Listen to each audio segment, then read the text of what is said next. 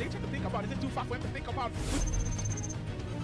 Man, Mbappe is not on. But it takes on as he's committed. Novis, they get back into the game from 12 yards, score. And we're back there, don't stop it. The queen of the best ever national Esoccer League champion, Yemi.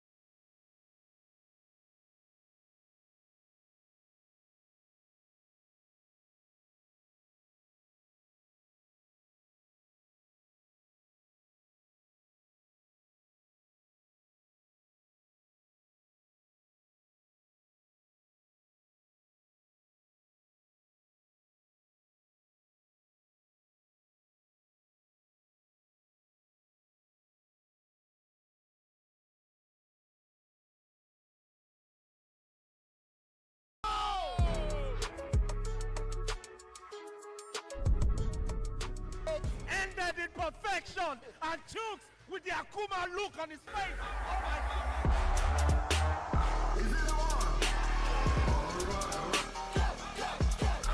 Medicine.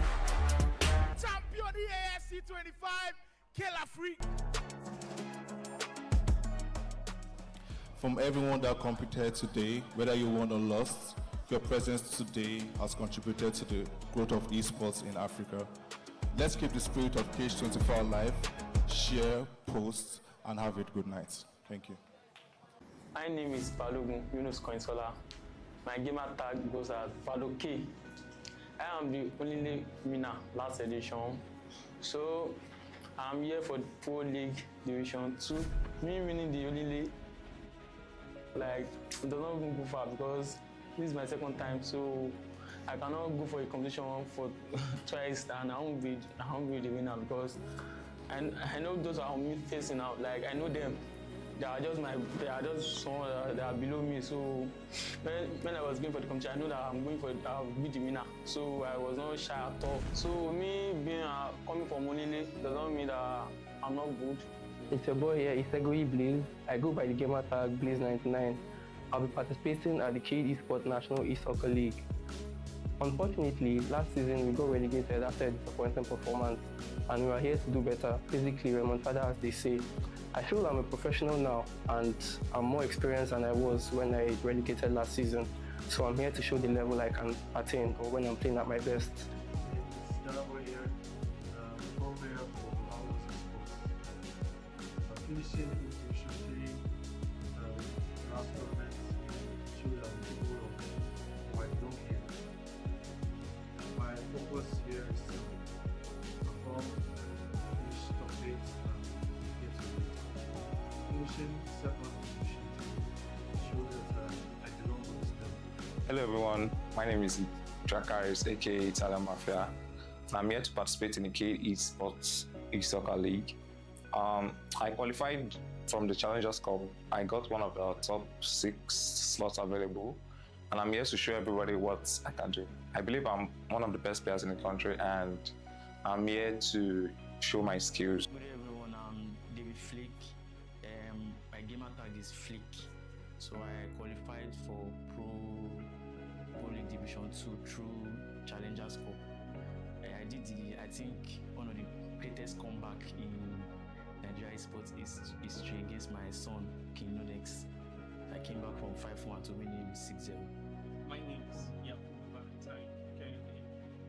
gamer tag is professional esports player. Play the EAFC, and I've been competing for a while now. Professional over the years, and I've won several tournaments. I'm based in Abuja, so I'll be competing in the upcoming Cade Division 2 Soccer League. Hello guys, I'm KK from Lumbo Hubs Esports. Hello Division 2. I got to this stage of the tournament by winning the Challengers Cup. It's too easy. So yeah, Division 2, I believe I'm going to win the Division 2 and progress to the Elite Division. See you at the Elite Division. Nigeria,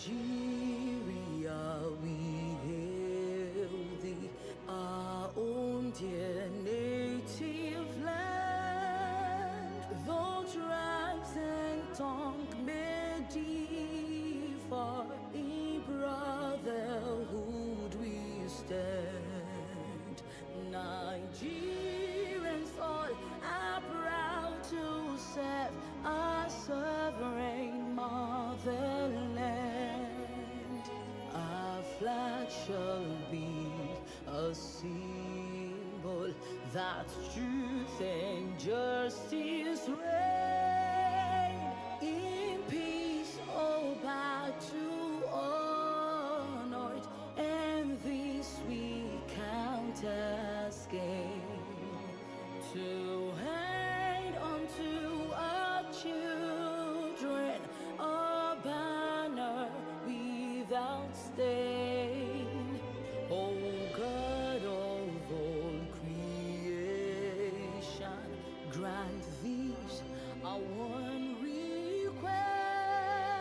Help us to build a nation where no man is oppressed, and so with peace and plenty, Nigeria may be blessed. Ladies and gentlemen, it's been a pleasure. The best of the best players feeling the pressure and the nerves of Game 24. My goodness. Wow, what are we seeing? Bringing to you this live broadcast of this huge matchup. We got to see once more what the Challengers Cup is all about. It's being able to produce in the pressure cooker. And I love when players are nervous a little bit, where, you know, you get an opportunity to see them when they're under pressure. But just by impulse, you get to do something crazy. We're back to action. Now we're about to play the golden goal for the grand finale of the Onile Grand Finale.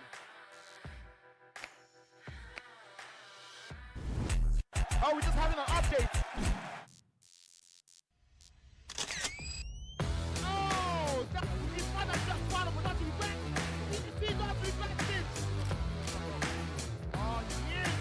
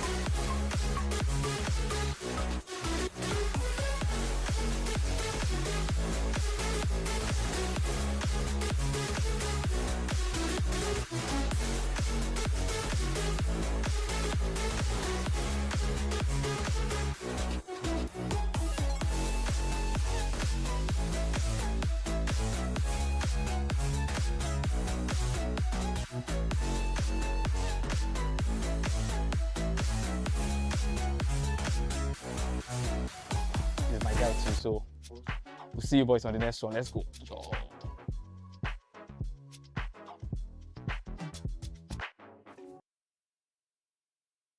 Dreamboard and find something else to do.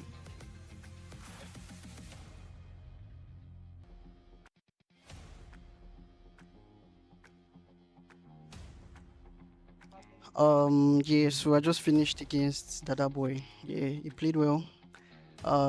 He took the game from me, so it was a crazy loss. So tomorrow I'll be playing Rhymes and SOG Marvel, which I anticipate the game is going to be a great game. I just need to go back to the drawing board and find something else to do.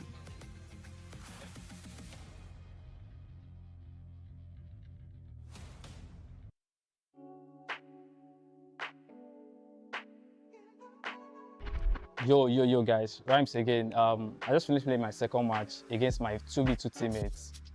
I got the win, bro. I feel bad for him, but that's how it is. So I'm focused on the next match against GameWithJosh.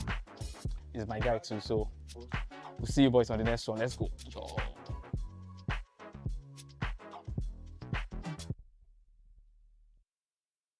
Welcome to our world of pixels of passion. Welcome to our virtual world of entertainment. We're live from Lagos, Nigeria, presenting to you week 2 of National Esoccer Pro League Division.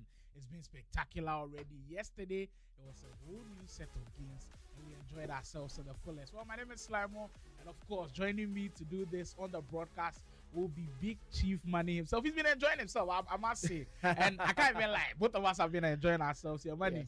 Yes. New day, new energy. We might see new storylines being written. Absolutely. That's one thing I think we are all looking forward to. When I walked in here today into the studios and greeted some of the players, I could also tell that there was a different energy also, like some of the players picked some things from yesterday, seeing the underdog story, some of the guys who are like expecting to be in action today, saying, what, I don't want to be the one who loses on underdog today. Some of the underdogs that say, what, I want to be inspired by what happened yesterday, and I want to be the one to write a different story for myself today. So yes, I think that by the end of today, we're going to be having a whole lot of conversations around what these players have done today. But the action is getting hot. I love it. Exactly. The energy inside the building is getting charged. We're live from the Game Evolution Studios to present to you the KD Sports National E-Soccer League Championship. This is the Pro Division, and things are getting hot. Like Manny said, yesterday we had a lot of surprises. Players who had bad starts all of a sudden turned it around. Players who were expecting to win couldn't win, and that's what the league is all about. Mind you, the league brought to you by KD Sports, of course, making sure that this one happens. Game Evolution, part of the whole production team as well. Our media partners, esports. This one happened, and of course, we have the backing of Esports Federation of Nigeria. Today, like I said, whole new day, whole new games, a whole new energy. We'll be kicking off our broadcast. For our main broadcast matchup, we will see Rhymes taking on GameWithJosh. Yesterday, we had a spirited performance from GameWithJosh against KK. Can he do it against OAS Esports Rhymes? We'll find out pretty soon. In the back, we'll have Mr. Oga taking on Simply Uzo. That should be an intriguing game as well. Yemi taking on DadaBoy. DadaBoy picking up 6 points out of a possible 6 yesterday. This could be great against Yemi. And then finally, we also have Bright versus KK for round 1 action of the 2 week 2. Interesting matchups across that 4 games across those 8 players. Bryce versus KK, an interesting one for me to see. How can the KK recover from the slow start he had yesterday, and is Bryce going to give us another statement result? We did see, of course, those games where he really picked up form. He had a draw against Yemi, and I think he had another draw around that level. So yes, I'm very, very interested to see what those guys are going to do. Then we also have GameWithJosh again in action later of today in the 5th game, where he will be going up against Marvel. While Rhymes, who's going to be doing action with GameWithJosh right now, will be going up against Bryce. So it's almost as though they are interchanging the plays. Dracarys versus Guru, nobody can miss that one.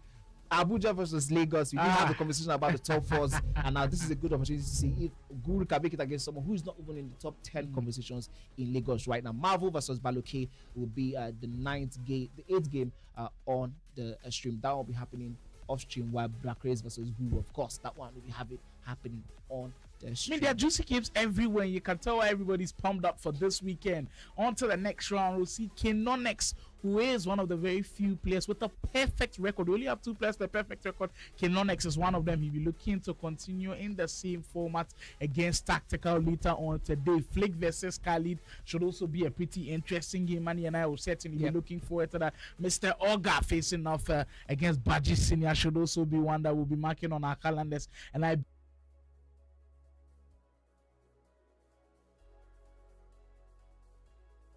the league will be taking shape. The leaderboard will be taking shape. Yeah. We've already spoken about the 2 unbeaten players in Konex and Elevation. If they're able to continue their streak, they are getting closer and closer to confirm top 8 status. I feel like for them, they're a couple of wins away from saying, you know what, they will be there. And speaking of that leaderboard, there it is. So look at the first half of the leaderboard. I told you Konex and Elevation, it didn't come yet.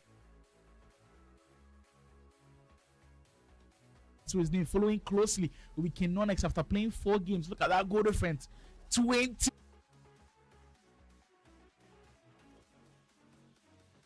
How crazy that man has been with 12 points. KK following closely with 10 points as well. And of course, our Guru with his resurgence also has 9 points on the board. I believe Yemi today, I think we'll see 1 game from Yemi as well. He's also got 9 points on board. Son of God kind of dropped points yesterday. We didn't get to see the level that he got to in the first week yesterday, but he'll be hoping to bounce back today. And if that's a huge leap from him, especially with how he started. Blaze, Rhymez, and DadaBoy all on 6 points. I believe Blaze, DadaBoy, Rhymez. That is a trio to look out for this week as well. If they could really pick up points early, we could see them making it into the top half of the table. Yeah, that's the action on the first half of the table. The second half tells a little bit of a different story as we have Dracarys on 5 points after 5 games played. He's the one who I think will be beating himself up a little bit with in terms of the result. He has dropped some points from winning positions.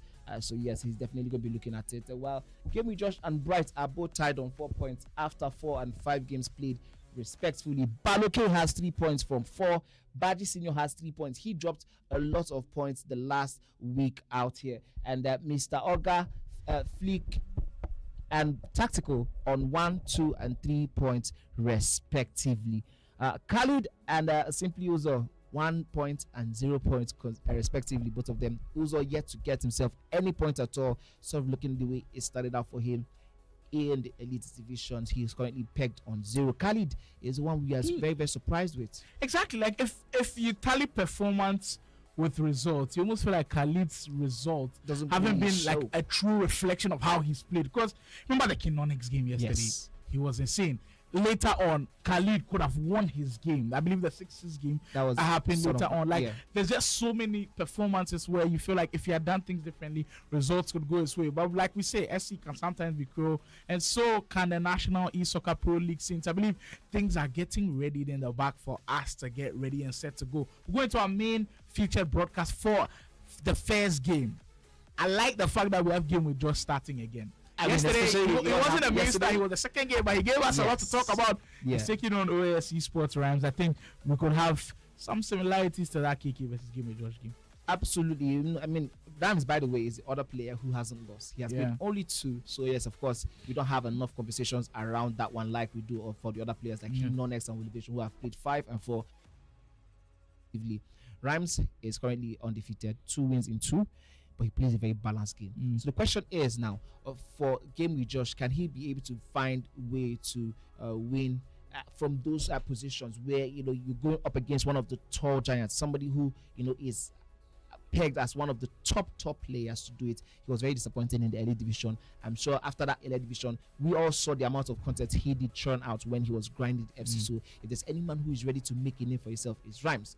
Now, if there's any reason for GameWithJosh again to prove a point, you can see he's climbing up the ladder, the leaderboard slowly and surely, but he has to keep making those moves. He has to keep getting those points, taking chinks off the armor of some of the top guys. So if there's any time that he needs to get a result, it is today. Well, we did get a glimpse of how Dracarys, GameWithJosh will line up as well. We did see OAS Esports Rhymes also. His lineup looking interesting. He's playing a 4-4-1-1 or 5-4-5-1, so that's something to look forward to. GameWithJosh's squad, not bad at all. He's also completed that Olise item I was speaking about, shelling. Of course, he's got to be in the squad. He's also using that Thunderstruck Musiala item. Very interesting to see.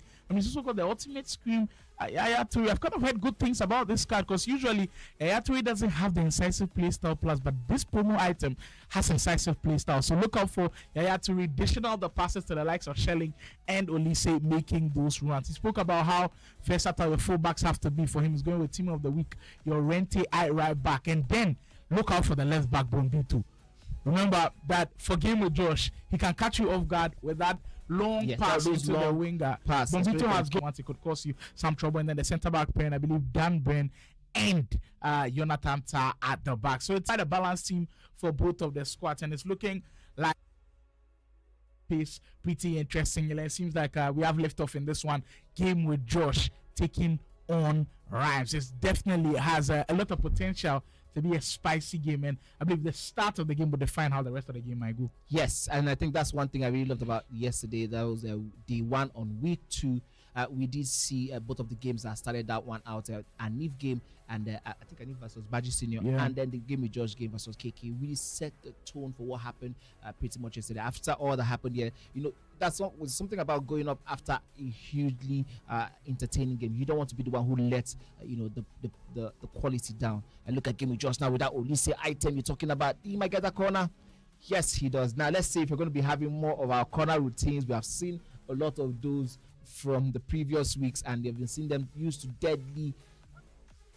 Okay, now I think he did go for that one, but Rhymez being able to get that one out of the danger zone. Now this is the transition for Rhymez, but very interestingly, Game with Josh is able to breathe easy from those ones. Well, I think as we keep going on, we get to see the players who can move from one side of the pitch to another in split seconds, because I believe that's what will separate the best from the rest. How quickly you can move from your offense, from your defense to your offense. And I believe if you're able to do that as quickly as the very best players around, you definitely set yourself aside from the rest. And you can tell with the way Rhymez has started this game that he wants to be quick with his transition offense, as we'll see him in a promising light this early on. Diani, I haven't seen too much of that Diani item lately.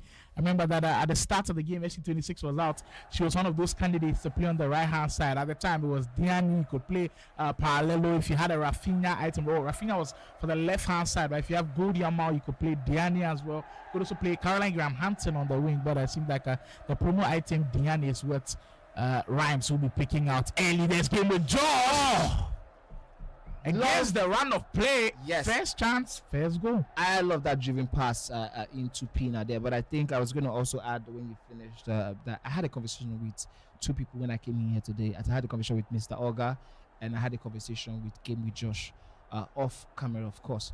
And the conversation for me with Game with Josh centered about the fact that I did think he was rushing his defense yesterday against KK and yesterday against DadaBoy. For me against KK, he had a bit of luck with him. He did get that huge points from that game. And I think one thing I was asking was like, okay, what's the whole idea behind always trying to quickly force the defense to collect the ball? Why not allow the play come to you? And I can see a huge difference already between what he was doing yesterday in the terms of the defending and what he's currently doing today. And I mean, there's no better time to do this than against someone like Rhymez, who is very patient with the ball. He knows how to wait, and he will punish you if you rush to do anything at all. If you rush to do tackles, you get punished. If you rush to try to press unnecessarily, you get punished. The only thing that can help you against Rhymez is if you are calm and you're able to build slowly against him. Well, certainly, I think for Game with Josh, he will look back on yesterday and say, you know what, it wasn't like a bad performance, but there were things for him to look up. And I like the fact that you pointed a couple of them out, especially his defending, maybe a little bit too aggressive at times, committing too many bodies forward at times. And in these types of leagues, you will get punished in those types of situations. And I'm sure for Game with Josh is something that he's looking to work on, and we'll see if we do get some improvements from him come early on in this game. Just approaching the 28-minute mark, and it looks as balanced as ever with Game with Josh leading in that one. But we did say games are happening concurrently, and it is simply Uzo taking on Mr. Oga. It seems like our OG Mr. Oga will be the one to open the scoring in that one. A perfectly low-driven item into the far post. Goalkeeper could do absolutely nothing about that one. Game with Josh, no! Well, yet another driven finish. Low driven finesse this time around. Keeper has no other option. My goodness. Permission to have a petition, like you always say, to have more of this type of games from Game with Josh. So far, yes. I think on the broadcast, the guys are giving us premium entertainment. Yes, sir. Game with Josh, Dracarys, I think they are no brainers at this point. Khalid also gives us a really good game. He's in the mix. I think KK also is one that we always love when we see him on the broadcast. there was a bit of the element of luck again. I said that, but he made his own luck there by sort of forcing the issue there with Pina. She got that ball and she was able to do something dangerous. Now he has to find a way to defend. Yes, he does it perfectly, and I think now Rhymez is a little bit in trouble now. GameWithJosh is 2 up, and he has all the confidence in the world at the moment, and it looks like in the other game behind the scenes that it is Mr. Oga who is doubling his lead. My goodness, that finesse is criminal.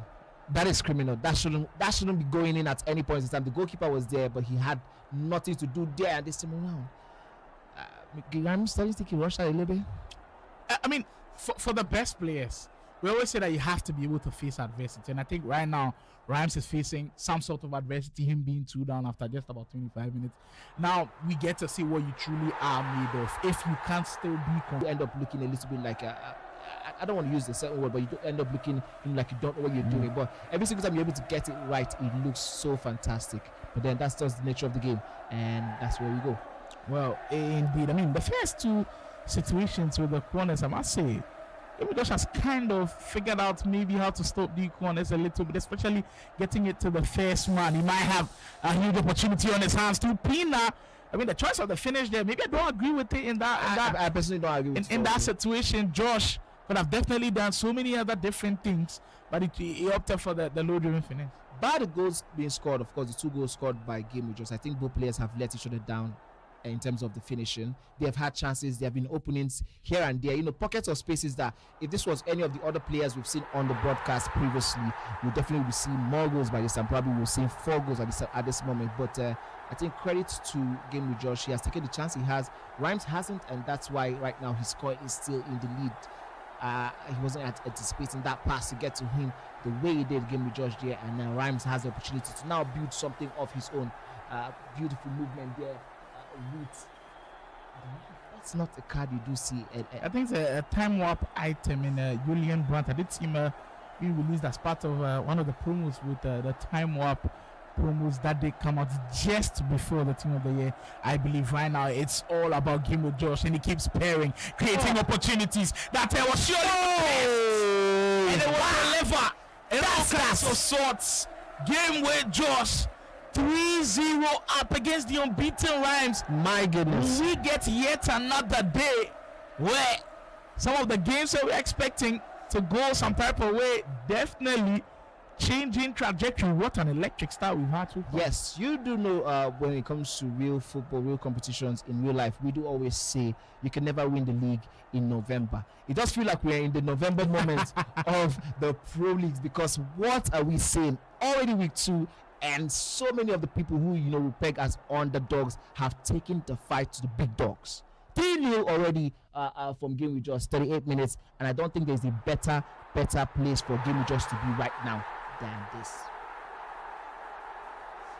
Here is Rhymez.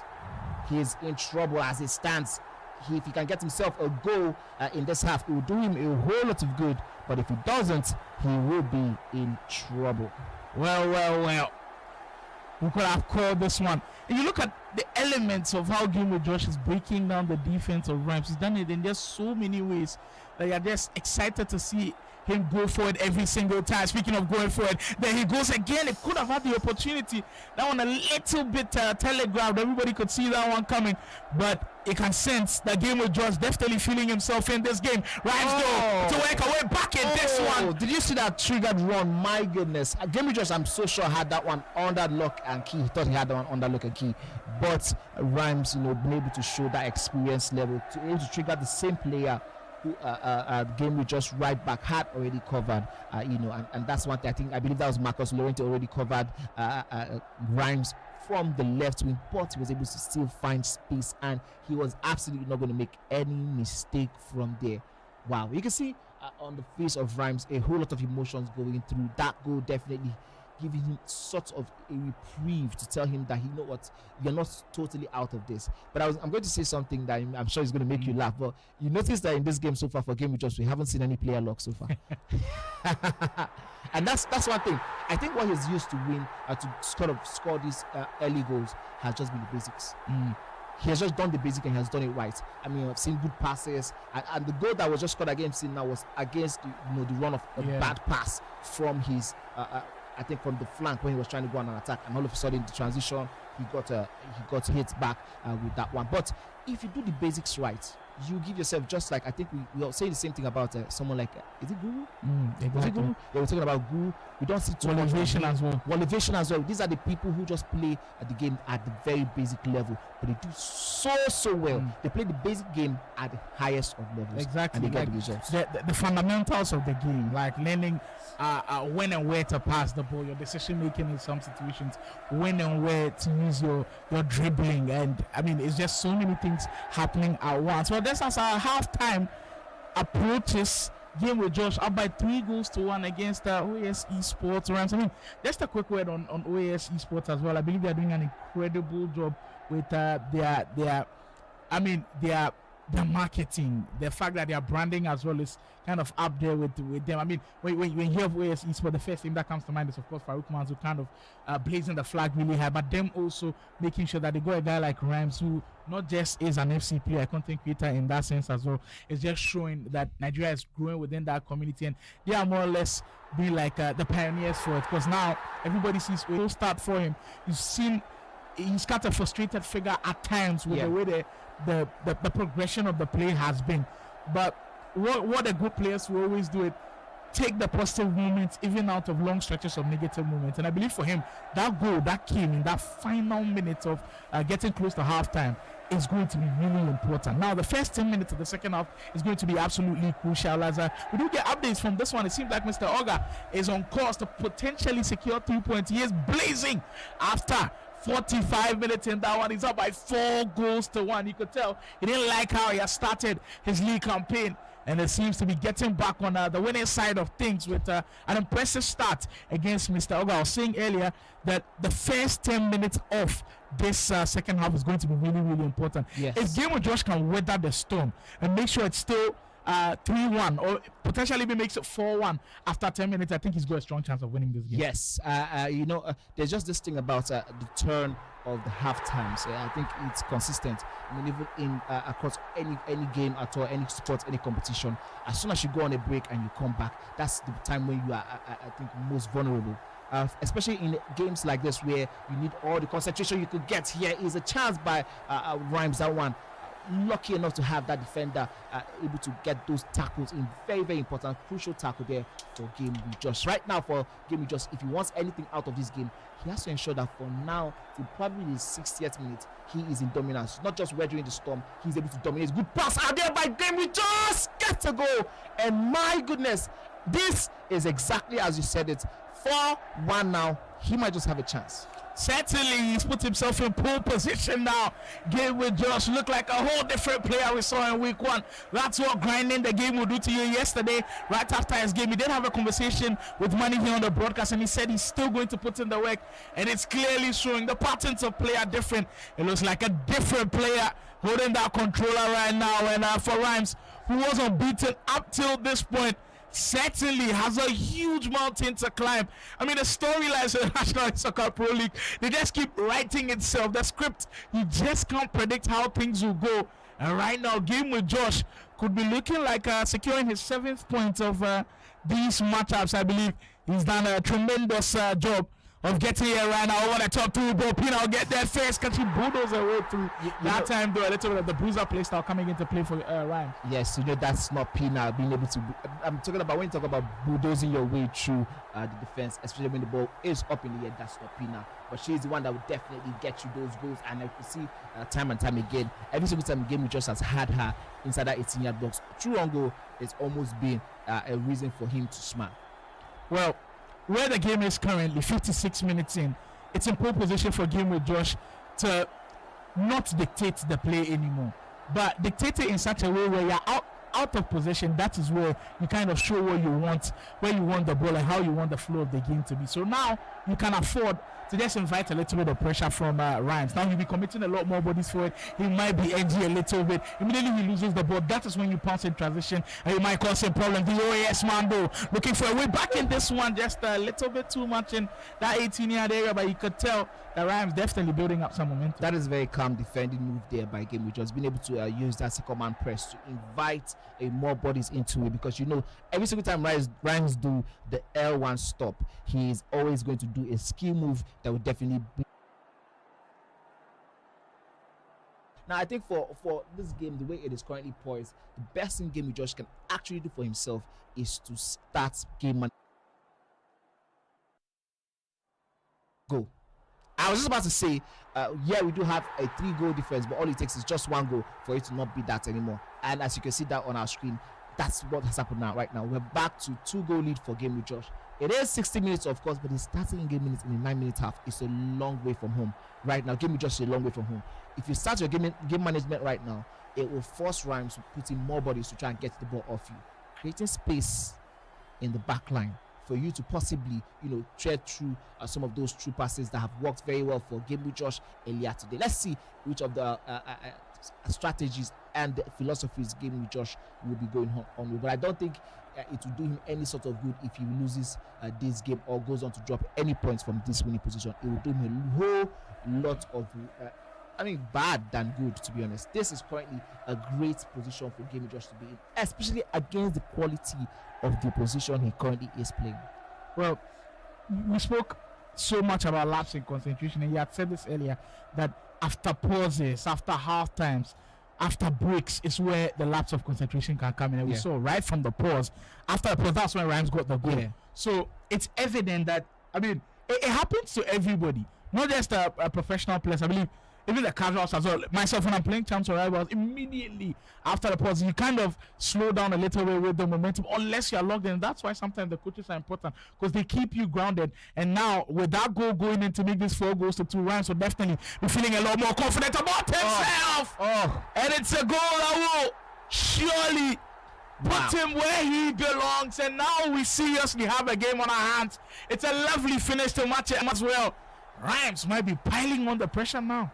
At 4-1, I would say go for game management, but at 4-3, you have to score goals. That's the only way to weather this storm. You cannot afford to allow Rhymez go 4-4 in this sort of at this pace, because that means the momentum will fully on his side. He has to go for make or break. Oh my goodness, wrong use of the offside trap, and GameWithJosh is open. Can he get that one in? Yes, he does get it in. My goodness, the offside trap, just when you shouldn't activate it, Rhymez went for break, make or bust, and definitely that one is busting. You can see right now the emotion. He knows that was a wrong move, and when you see that one again on the replays, you will understand how he took a really huge risk, and it did not pay off. Kudos and credit to GameWithJosh though for relaxing, taking his time, and doing the best in scoring that goal. I think, Manny, you and I have been in that position before, where making a comeback. Just 1 goal of equalizing. Now your energy starts to heat up a little bit. Your blood is beating. You want the ball back. And I think that's what happened to Rhymez in that position. Going for the offside trap a little bit. Just a little bit edgy. You still have to be patient. The ball back. But hey, for GameWithJosh, he's just doing what is in front of him, and that's the most important thing. Still find the goals, and right now he is doing a great job with about 20 minutes to go. GameWithJosh on the verge of securing some huge 3 points. That one surely Jonathan Tah getting there first, but in these last 20 minutes will prove how much of a great player Rhymez is, because I believe he's still got a lot of time to be able to turn this around. As we see him right on another possession, wave of an attack coming from Rhymez, the OAS man. Can he find it? This time through Pina. Josh defends pretty well. And now all of a sudden, Josh's attacks will not have to be against set defenses, because this whole time is now committing bodies. Exactly, it will be on transition after transition after transition. And we've spoken about how important transitions are. If GameWithJosh can make good use of the transitions, I believe he's put this game to bed. Yes, and I want to quickly highlight something that we just saw in that moment. There was a quick adjustment to the way he was defending against Olise and the wingers there against Rhymez wingers.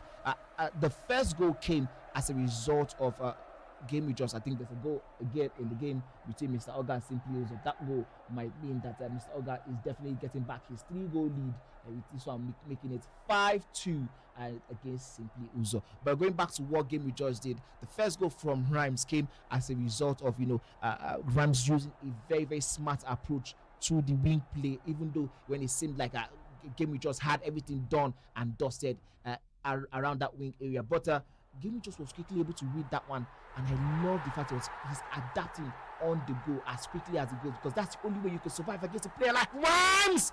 Moves that goalkeeper just a little bit, expecting that finesse, and that is the only reason why it is not currently nestled in the top corner of the league. Top being that one. Entry crucial stages of the game now. The next goal could determine how the last 10 minutes could be. And for GameWithJosh, certainly one thing on his mind: make sure you take some time off the game clock a bit and potentially find one more goal to put this game to bed. For Rhymez, though, he's doing everything he's got in the kitchen sink at this one. That's a weird touch, but fortunately for him, he went so back. He sent bodies up from this time through Brun. If he gets the next goal, certainly the last couple of minutes before the final whistle goes could be intriguing. The pass, though, a little bit rushed, and GameWithJosh, huge sigh of relief as he wins back. Points, 3 points in the bag is going to be very, very huge for him. Here is Rhymez now. For him, here is Rhymez now. It's 5 minutes, just like I said, trying to force the issue. If Josh can, he get able to get the whole of the ball, maybe he might just be able to hold on to a famous win against Rhymez. But my goodness, what a win this would mean for Josh, not just in terms of the standings, in terms of the morale boost. Good pass there by Josh. Pina has the ball, holding on to the ball. Like I said, no need to rush it. Just ensure you have this one and make sure you do all that you need to do to get 3 points. This might just be game, set, and match for GameWithJosh. Well, improvements have been the key for GameWithJosh, and right from week 1, day 1, you're clearly seeing a different type of player, doing a lot more things better, keeping the game simple, doing the basics really well, and doing the fundamentals at such a very high level. We saw him play excellent against KK. It was quite unfortunate that he lost against DadaBoy. But today, week 2, day 2, it seems like we are seeing a whole different man pick up that controller. And he's showing a whole different level, bossing the game, passing it around. And surely now 30 seconds away from a famous win here at the National Esoccer Pro League. GameWithJosh will start it off with 3 huge, massive points in the mix. What an incredible performance for him. And like Manny said, these points don't only mean he climbs up the table, it gives him a lot of confidence, it gives him a lot of morale going into the next games, and this clearly shows he's worked on his game, and you could tell that yesterday's performance, we are seeing a clear improvement of it. Yes, absolutely huge improvement. And I think this performance just showed that yesterday he has grown a little bit from what he did yesterday down to this. We did see flashes of brilliance in that game yesterday. We just didn't see the will to win. I think I've said this once or twice now. We just didn't see the will to win. You can see this today. He was 2 goals up. He got the ball around the 86 minutes, and he ensured that Rhymez didn't have any sniff of the ball again. And that is just what you need at moments like this. GameWithJosh holding on to a famous win, the first game on the broadcast. If there's any better play, I don't know what else it is. For GameWithJosh, he has given us another reason to rewrite the history, rewrite the story. Now Rhymez is going to be looking for a whole lot of points. Well, certainly, what an interesting start we've had to the broadcast. Similar to yesterday, the things we didn't expect to see. Rhymez going into this game unbeaten. GameWithJosh has had an up and down start to his campaign. Well, he gets back on the winning side of things, and he's driving on the bright side of the road. He secures all 3 points against Rhymez in our first featured game on the broadcast. Elsewhere, it seems like Mr. Oga was also doing some great work. He was leading by a heavy margin against Simply Uzo. It seems like he will also be coming out of that game with a win. What a start we've had for you yesterday. Our starters were crazy. Our main dish was crazy. Well, our sweets after meals were crazy as well. Seems like we'll be following the same format today. Make sure you don't go anywhere. There's still more games coming up with everybody seemingly to be in the right place, matching the right energy. For the broadcast here at the National Esoccer Pro League scenes, we'll take a quick word from our sponsors. We'll be back with more.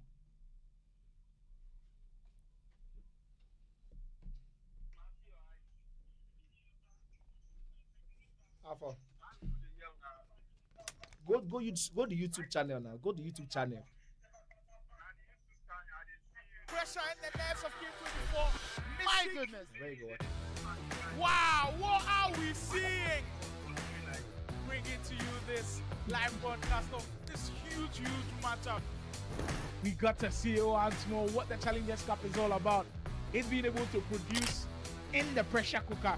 And I love when players are nervous a little bit, where, you know, you get an opportunity to see them when they're under pressure.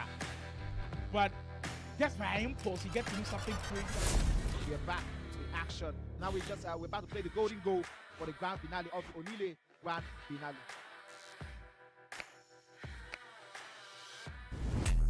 Oh, we're just having an update.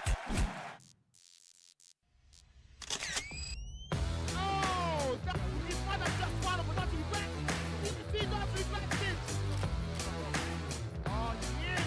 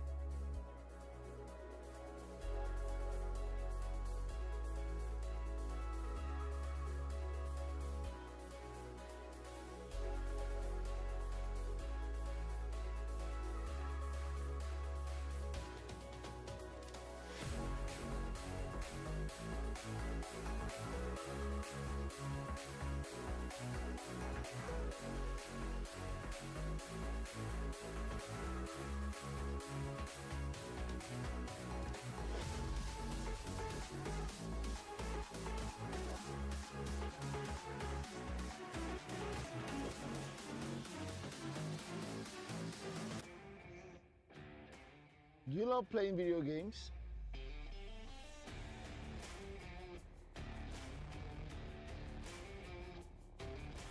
Or a professional live streamer in gaming? You can also step into the light as a professional esports player representing one of the biggest teams in Nigeria or Africa. So I guess you've landed on the right page, because here we take you into the world of games, gamers, and gaming. From tournament organizing to game shows, podcasts, you name it, you get to meet the best of the best in the esports industry right on this page. So make sure you share to someone, follow, and also subscribe to all our platforms. We're Game Evo Esports, the world of games, gamers, and gaming.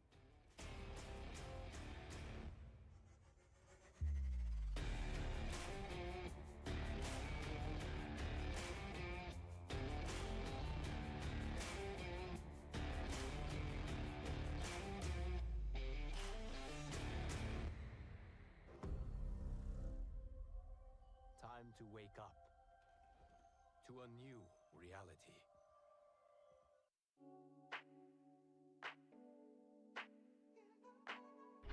Yo, guys, Rhymes again. I just finished playing my second match against my 2v2 teammates. I got the win, bro. I feel bad for him, but that's how it is. So I'm focused on the next match against GameWithJosh. He's my guy too, so.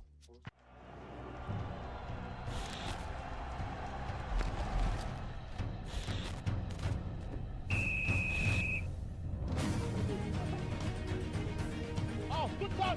When they try to think about, is it too far for him to think about? Man, Mbappe is not on. Well, it takes on as he's committed. Novis, they get back into the game from 12 yards, score. And we're back there,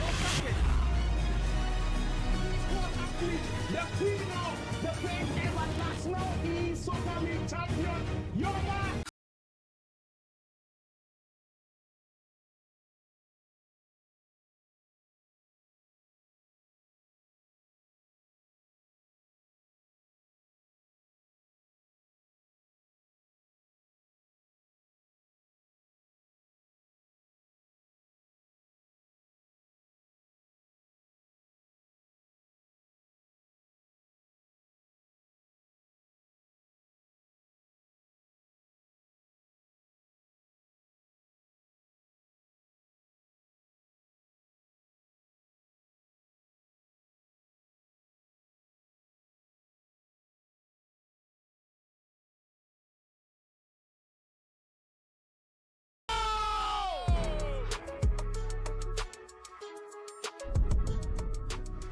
ended in perfection, and Chooks with the Akuma look on his face. Oh my God.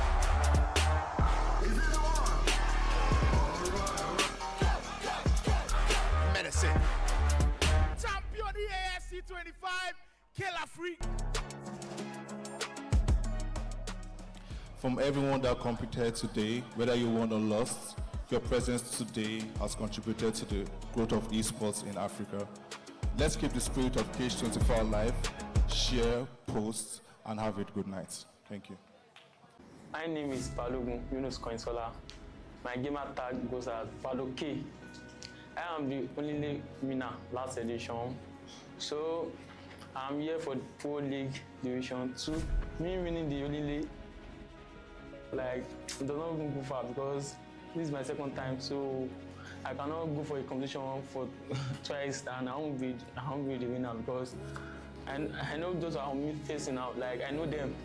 They are just someone that are below me. So when I was going for the competition, I know that I'll be the winner. So I was not shy at all. So me being coming from Monile does not mean that I'm not good.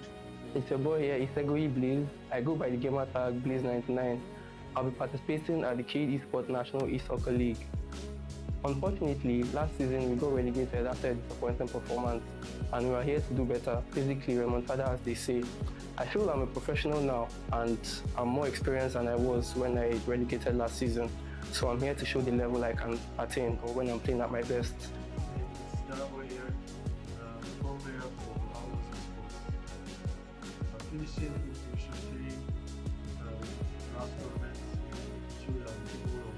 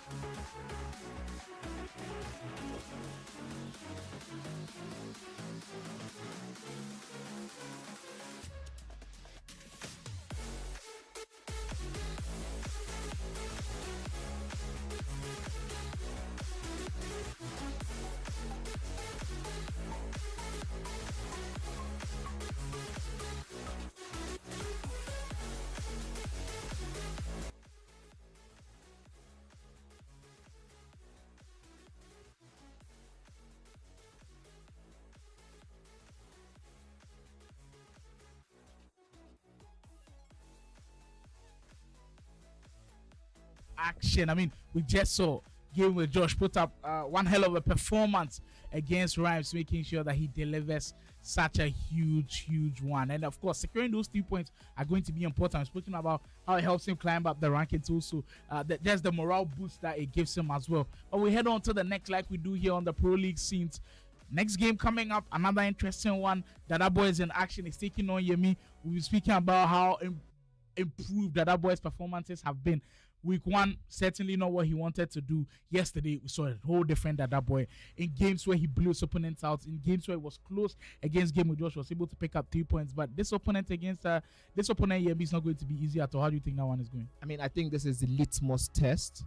This is the one that would definitely let all of us know if what we saw yesterday was an actual improved performance from him. There was a capitulation from what we saw from the Challengers League compared to what we saw on week 1. So I believe for me that week 2 would give him an opportunity to have a redemption arc sort of. Yemi is such a formidable opponent, but he has a chick in the armor right now. He's struggling, and there is no better time for DadaBoy to get a result against Yemi than this. Yemi has had about 3 or 4 draws so far, so good. I think 3 draws and 2 wins. So that means he's still unbeaten, sort of, but not like the best of the best performances we have seen from the man himself. He has had draws against Bright, and I believe he had another draw yesterday, if I recall properly.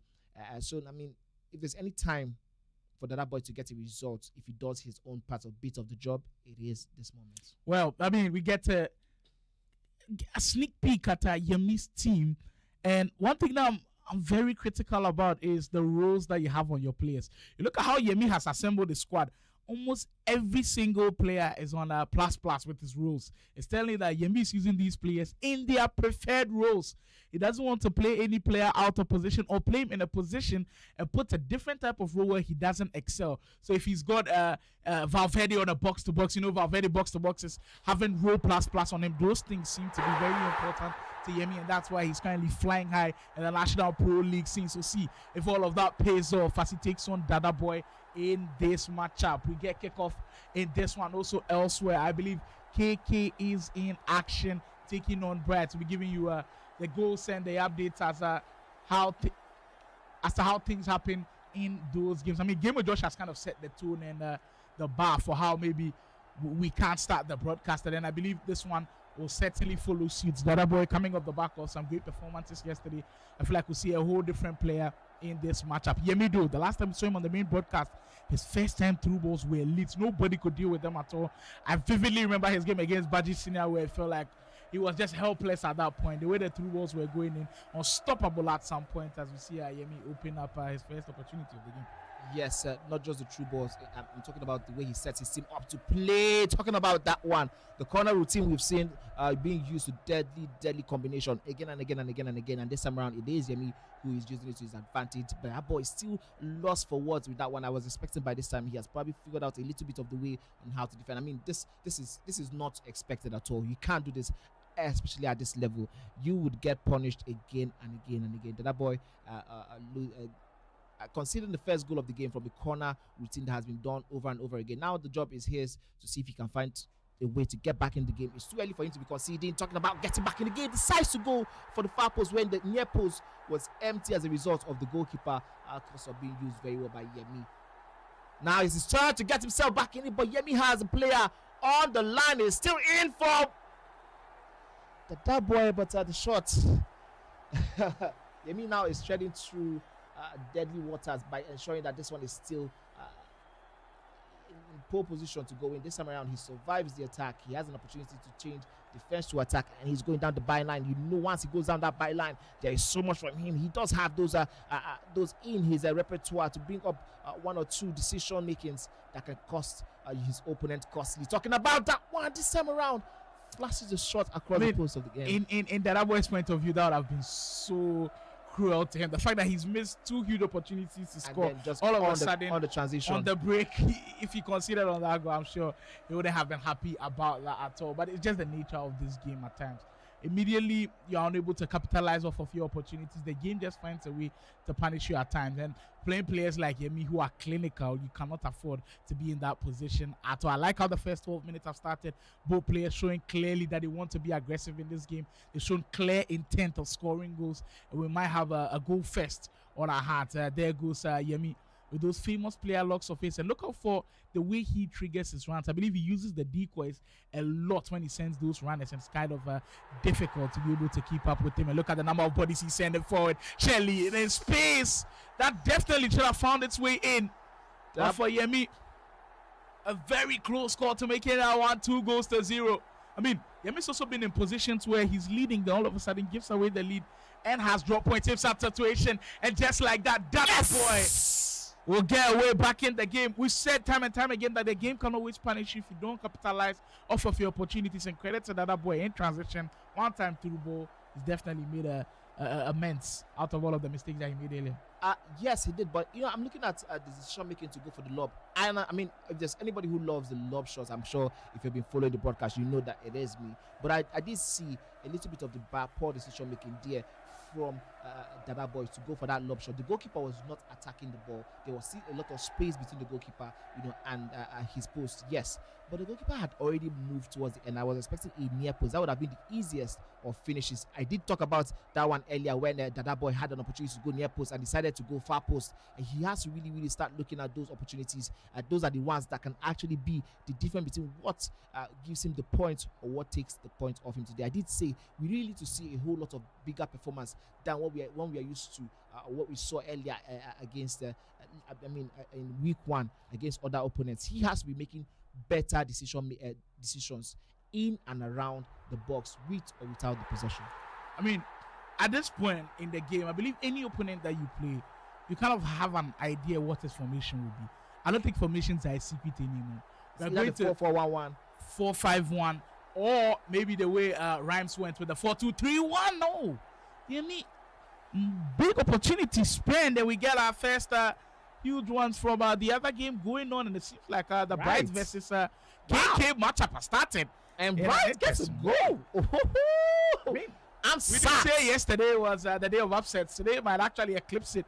What a weird start to today, but I mean, it's always part of the script where we speak of the National Esoccer Pro League series, the unpredictability that it comes with. I mean, for DadaBoy, looking to continue in the same feed like he did yesterday, will be looking to change his fortunes. It has been Yemi controlling majority of the possession in these first 25 minutes. If you're enjoying the action and you're currently live on YouTube, you're still not subscribed to the channel, what are you waiting for, my friend? Join the family. This is where your home of National Esoccer Pro League will be. Not just the Pro League, the Elite Leagues as well. So make sure you hit that subscribe button. You can hit the bell for post notification as well. So when we go live, you are indeed notified first. And of course, you can enjoy all of the greatness with the esports action that we've got for you. The National Esoccer Pro League brought to you by Cade Esports. Also, we're live from Lagos inside the Game Evolution Studios. Anything production, these are the guys that will do the best of the job for you if you're here in Nigeria. Also, make sure you check out the National Esports Federation in Nigeria. Definitely doing a tremendous job, Yemi, with an opportunity to go 2-1 up. I mean, he's had a couple of chances already which have been spent. Quite surprising that him of all people who usually attribute him to being clinical, all of a sudden unable to kind of capitalize off of some situations. But it tells you everybody is human. And I think this will give a lot of hope to DadaBoy in the sense where if a lot of people were writing, oh my goodness, he could find a way back. What was that angle? Slide, you didn't expect that to go in. That's why I said everybody should go on and complete the shelling item. My goodness. When it comes to finesses. What? I mean, I love the fact that DadaBoy was able to have that initiative in that space. I think I saw Yemi quickly trying to shuffle the defense, trying to block any cutbacks in and around that 18-yard box. But DadaBoy said, "Listen, hold on. I have something for you probably are not prepared for." And this one has seen DadaBoy go 2-1 up against Yemi. We did say that if there's any time for DadaBoy to have a great performance, it is today, because we haven't really seen the best of Yemi so far in this competition. And even though, yes, he is still unbeaten, 2 draws, 2 wins doesn't really tell the full story of how the performances have gone. But there's still so much to play for. Yemi versus DadaBoy, of course, really taking shape. 2-1 after 35 minutes played from both players. DadaBoy now this time around doing the defensive work, but losing out eventually in those tight spaces, and he might just get punished for it. But he does survive that onslaught, and he has an opportunity to have an attack of his own. Here's Pina, still holding on to the ball, struggling. The pass a little bit telegraphed. I mean, I think it was clear that was where Yemi was going to defend. DadaBoy could have maybe disguised it a little bit. I was speaking earlier on about how these days it's no secret about formations that people are playing, but you just have to find a way of making yourself distinct, where you're separating yourself from the rest. I mean, it's no hidden secret that everybody wants to trigger a run of a winger, get in position and punish you. So what can you do to make yourself unique? The fact that you can also attack through the middle, catch people off guard, can always give you an element of surprise every single time you face these types of players. So I think for DadaBoy, he's doing a great job of going through that middle. I think he's catching Yemi a little bit off guard, and that's how come he has 2 goals 2-1 up as we speak. Yemi's still pushing. He's been in that type of scenario multiple times. But credit to DadaBoy, I believe his transition game is pretty much decent. In these first 40 minutes of this game, Pedro Neto has the pace to beat everybody. Had the angle for it. Wow. I mean, I don't blame him going with that decision. That was a good decision. But the finish, not good enough to beat the goalkeeper. DadaBoy pairing and trying to hunt for the third on that one. Huge opportunity spent. And just like that, with the turnover, Yemi will go the other way around with it. Oh, Peter just lovely. That's 3 straight opportunities for Yemi of all people. I mean, I was expecting the finesse, but I wasn't expecting the low-jigging finesse. I don't know if that was a better idea in that moment. And now he gets to make amends for that one. Another corner routine not being marked properly by DadaBoy. I mean, right now, I think I have to start looking at it as like, why is he falling to these streaks again and again? That is not good for him. You can't keep going down to corner kicks. We did see a lot of those in the game against, I believe it was the game against King Konex. Yeah, you did see a whole lot of those ones where he fell to the corner routine tactic. At some point in time, you have to really figure out, just like GameWithJosh did against Rhymez, how to neutralize that one effectively and be able to do justice to that one. And I think that's something that he really needs to work on going forward. Well, Outlaws DadaBoy, after a little bit of a resurgence yesterday, has definitely started this game well. But from Yemi's point of view, and you can see him having a conversation with his coach right there, definitely not happy about how that first half ended, especially knowing that he created the majority of the opportunities. He would feel like he should be at least 2 goals up, but that's the nature of the game. You've got to forget about everything that happened in the first half, focus on what is to come in the second half, and try to start the game in the best possible way. I mean, right now, my mind is also elsewhere. I'm looking forward to hearing updates from that Bright versus KK game. Because for Bright, yesterday he dropped points. I mean, fortunately for him, he kind of got a walkover against CP Uzo, so he was able to pick up 4 points from yesterday. But if he dropped points today, it will be that was KK that got the walkover. Yeah, KK that got the walkover. So for KK, he's looking to be able to continue in that same feed. If he does drop points against Bright, that will mean some interesting things happening at the top of the table as we see changes in the leaderboard early. Oh. The goalkeeper just sparing the blushes of DadaBoy in that moment. I don't think that was the best defending I've seen from DadaBoy. Now this time around, he has figured out that he brings his goalkeeper out, it will do him a whole lot of good. It's just that when you bring your goalkeeper out, for how Yemi played this corner, your goalkeeper can reach it. But if you place it towards the edge of the box, you're in trouble.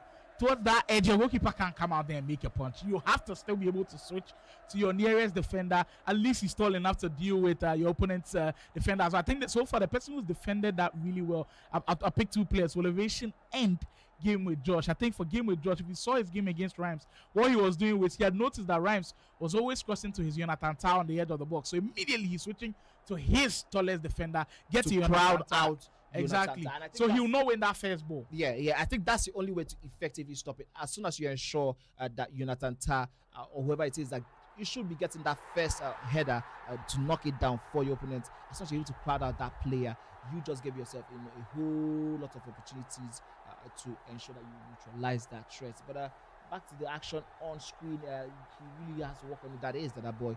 He really has to work on what we are seeing so far. Oh my goodness, that would have been a very good pass from Yemi. Still is a good pass from Yemi. First time true pass. We were expecting this one as soon as we saw the player lock. Can he do better? Decides to go around. I was expecting right now for the near post. These days, when immediately a winger gets the ball and is running in a straight line, it seems like the whole world knows they are trying to find the finesses. Speaking of finesses, the growth of the finesses these days, Shelly with yet another goal to go in, and the corners we spoke about, DadaBoy failing to defend them, and it comes back to haunt it. Back to what I was saying, when you're with your winger, you're running in a straight line, and you've got a defender right on the shoulder, everybody knows that you want to go for the finesse. Yes. But a little bit of mind games have to come to play. And I think Yemi did a brilliant job of just still running in a straight line. Because I think for DadaBoy, he was thinking Yemi was going to cut back early, go for the finesse. What DadaBoy did was still go in that straight line, go down the byline, confuse him a little bit, and cause a couple of problems. Well, DadaBoy,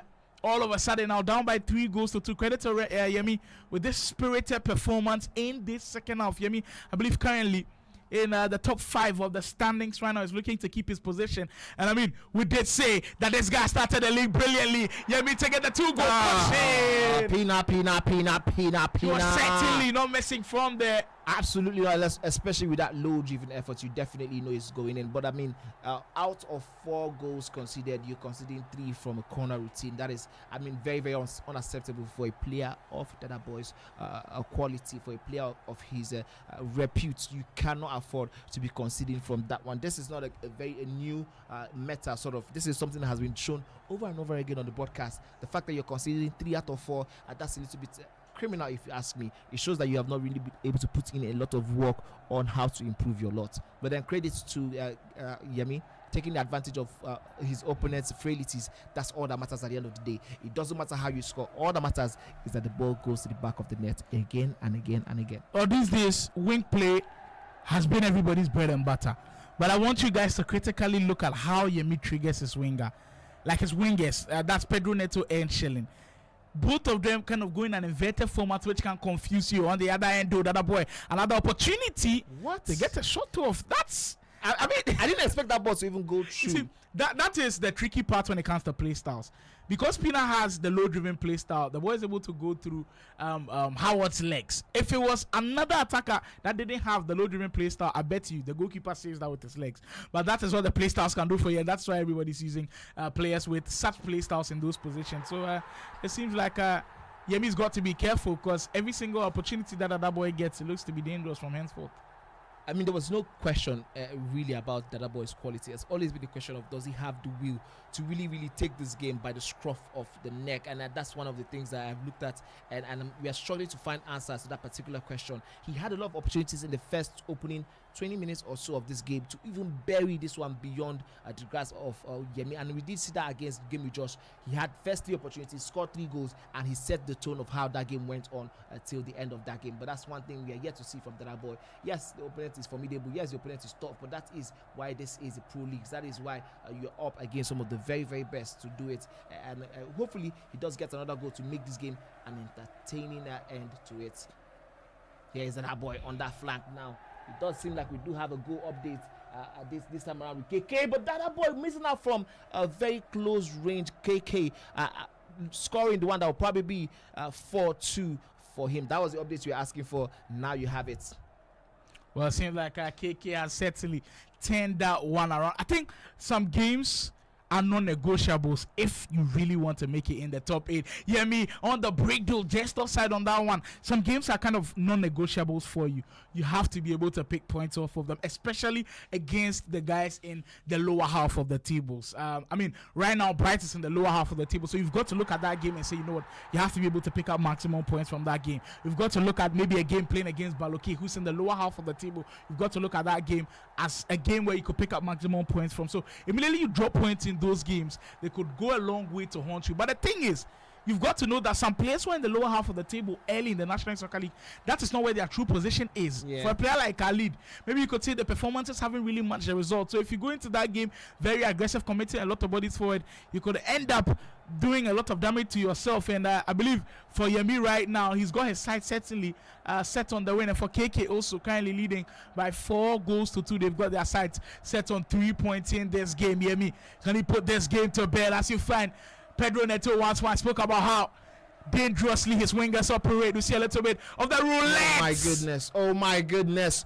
Oh my goodness. What a goal. This one definitely makes it to highlight reel for goal of the week. The roulette being followed up by a finesse that Pedro Neto will be very, very proud of in real life. Do you reckon that Pedro Neto see some of the goals that we're using his items to score? And it's like, how do you guys, come up with such? Oh, there's Pedro Neto on the other end as well. And is that Pedro Neto? Pedro Neto on the other end as okay, well. Okay, that's now very, very interesting. Pedro Neto versus Pedro Neto. This is what the game has turned into. But I love the fact that we are seeing this one. 8 goals on the broadcast, and we have 6 in the second game, in the second game of the broadcast. Again and again, I think for me, the question is, there is no question about DadaBoy's quality. There is no question that he can score the goals. He needs to just show us again and again that he can actually do good pass out. Pina is bombing down that middle channel. Here is Shelling, and Dalo is just there to answer all the questions that DadaBoy has on that wing. Well, certainly. Just a couple of minutes ago, it's such an important game for Yemi at this stage of the league campaign. Knows how important some points from this game could be, and certainly has a sight set on them, and that will be it. He's put in the work, and it's paying off for Yemi. He's had to gradually build his way into the game, kind of had a slow start early on when DadaBoy took the lead. But for Yemi, it's been about slowly marking your territory in this game, and for sure that goal from Valverde, make sure he keeps a spot in the top division of the leaderboard as we speak. I think some players have really set themselves apart with the standards that they've set from themselves. The likes of Elevation, Konex, Yemi, Guru. They've all made sure that they will be in top 8 contention at the end of it all. Like, even if they are not in top 4, I think top 8, they are certainly in contention. There are also players in just that lower tier of the bracket a little bit because of their recent games in there. Oh, Yemi is just lovely FC from him. He's just turned it up in the past 10-15 minutes of this, and I think it's no mistake why he's currently winning 7 goals to 3. Yemi totally decimating his opponent DadaBoy in this one. It makes a lot of sense what you meant by the players who are always staying there. I mean, it's easy to forget that Yemi is currently unbeaten still. Yes, he has those 2 games where he dropped those points, but take that one off the table, he is still unbeaten.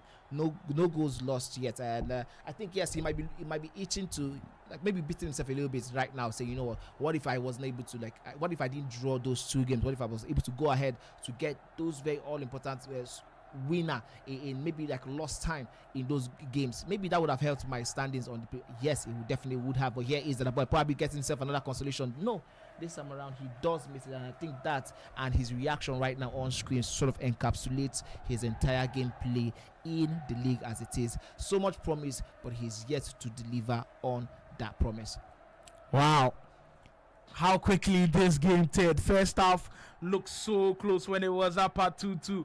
Now all of a sudden the game will come to a close with Yemi putting down the marker in the second half. It's been 2 totally contrasting halves, with Yemi finishing this game with a proper smash and grab. 7 goals to 3 will end and will keep him in the top tier of the leaderboard standings. And you can see, I mean, a little bit of frustration from him because the number of chances he created in that first half, I don't think the 2-2 at the half was the best reflection of how he played, but in the second half it clearly showed you why there's a gap between some of the best players on here and some who are currently struggling to pick up points. That is indeed some incredible stuff from Yemi, and I think almost every single game we are seeing Yemi kind of have conversations with his coach mid-game, after game. It tells you that they are working on the minor details of their game, and it's clearly showing in some of the results that he's getting. Yesterday showed, especially with the fact that they had a conversation just at halftime, and then he was able to come into the second half with a different approach, and he turned it up a little bit in terms of quality. He turned it up a notch,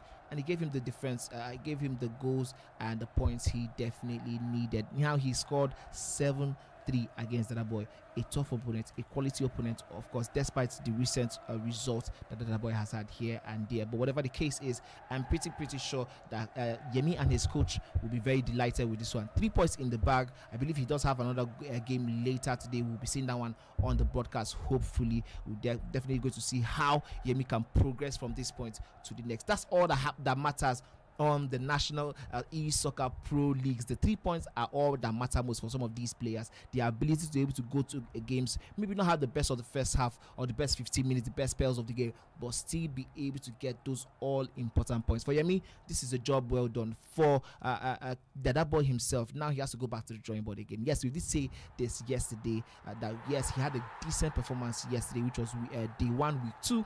Now he's starting off day 2, week 2 with not the best of performances at all. He did have a very good first half for me. He had so many chances, they weren't taken, and I think that's one of the reasons why he eventually lost out to Yemi on this one. Anyways, that's the game we did see on the broadcast.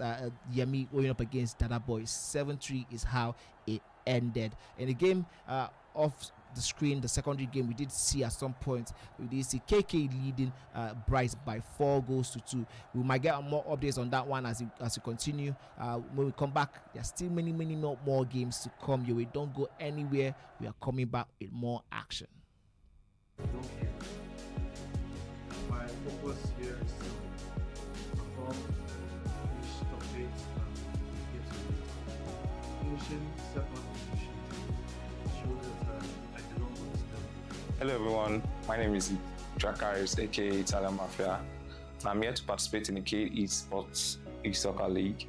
I qualified from the Challengers Cup. I got one of the top 6 slots available, and I'm here to show everybody what I can do. I believe I'm one of the best players in the country, and I'm here to show my skills. Good day everyone, I'm David Flick. My gamer tag is Flick. So I qualified for Pro League Division 2 through Challengers Cup. I did I think one of the greatest comeback in Nigeria sports history against my son, King Konex. I came back from 5-1 to win him 6-0. My name is Yaku Valentine. Currently, my gamer tag is Go. Professional esports player. Play the EAFC. And I've been competing for a while now. Professional over the years, and I've won several tournaments. I'm based in Abuja, so I'll be competing in the upcoming Cade Division 2 Soccer League. Hello guys, I'm KK from Lumo Hubs Esports. Hello Division 2. I got to this stage of the tournament by winning the Challengers Cup. It's too easy. So yeah, Division 2, I believe I'm going to win the Division 2.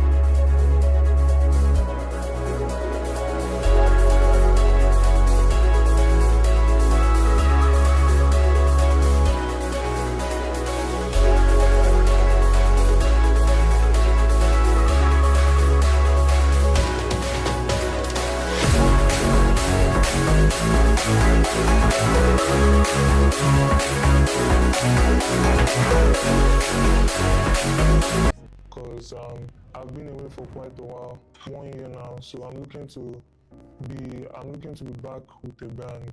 So what you guys will expect from me is good gameplay, and I'm hoping to win the tournament eventually.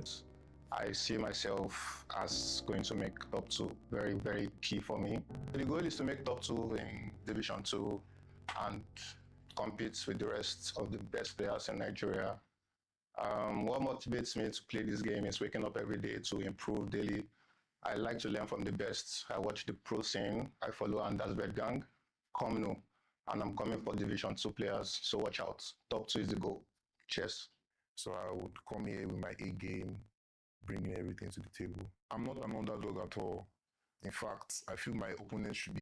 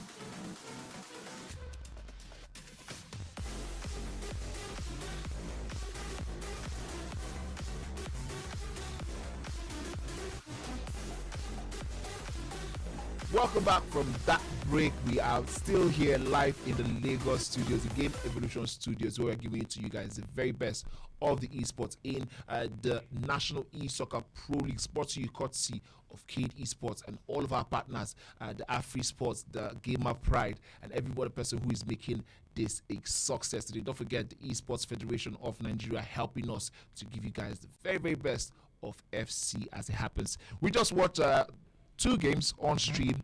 We have 3 more confirmed to go on stream today. It's going to be an amazing, amazing one. We have another hot game that I'm very, very hyped for. Son of God versus GameWithJosh. I mean, judging from how GameWithJosh has started already, exactly that huge win against Rhymez, I don't think there should be anything that should make him doubt himself against Son of God. And the thing is, I think he's facing Marvel at a very perfect time, especially coming from how poorly Marvel played yesterday. Yes. This could be the perfect time for him to possibly pick off points off Marvel. If GameWithJosh is able to beat Rhymez and Marvel in the same day, I think we have to start changing the narrative about GameWithJosh and actually be speaking about him in the light of a top 8 finish. Because right now, maybe a lot of people don't believe that he can finish in the top 8. If he's able to get 6 points out of a possible 6 today, I think the narrative changes totally about him. I mean, not just the narrative, I think also the position in the leaderboard.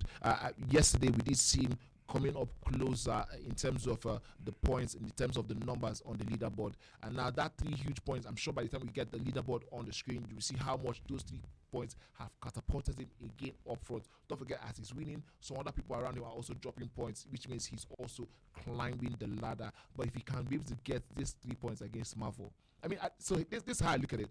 Marvel needs 3 points. He absolutely needs. Yes, he's not chasing an unbeaten record. He's already lost, but he didn't have a good outing in day 1, week 2. I'm sure that's on his mind and that's of his coach. His coach is currently here with him, Mitchell. Of course, we see him on the broadcast again and again. Now, for Marvel, it's a make or bust. For GameWithJosh, it's not necessarily a make or bust.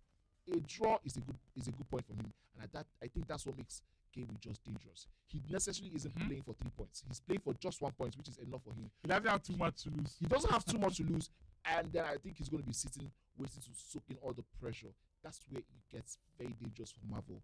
Going all out to get the win, while the person you are playing, your opposition is watching to see how he can counter you and possibly take a draw or a win. Well, for Marvel, I think he's stuck with the same lineup for a very, very long time. We haven't seen too many changes from him. He'll stick with his traditional 4-4-1-1 formation. The only interesting thing I've got about that is who's playing the Cam, Bellingham instead of that Tana Bonmati. Maybe there might be a little bit of a mistake with how the draft is looking, because usually when there's Bonmati or Squatch is the one playing the Cam, and then Bellingham sits deeper with that version of De Jong, which is pretty good as well. I mean, for the right hand side, we haven't seen too much of Yamal. These days, it's always Olise or Pedro Neto. I've said that this UEFA Champions League primetime Yamal item is not bad at all. Maybe he's not as quick as the Olises or the Pedro Netos of this world, but he's also got that finesse play style plus that you're looking for. He's got the technical dribbling that you're also looking for, and then I think he's got better passing when you compare him to the other wingers. So that's somebody that you could look forward to. Of course, Pina and Shelling, they're like mainstays in a lot of people's teams. I mean, I think for GameWithJosh, we already saw how he lined up earlier on against Rhymez.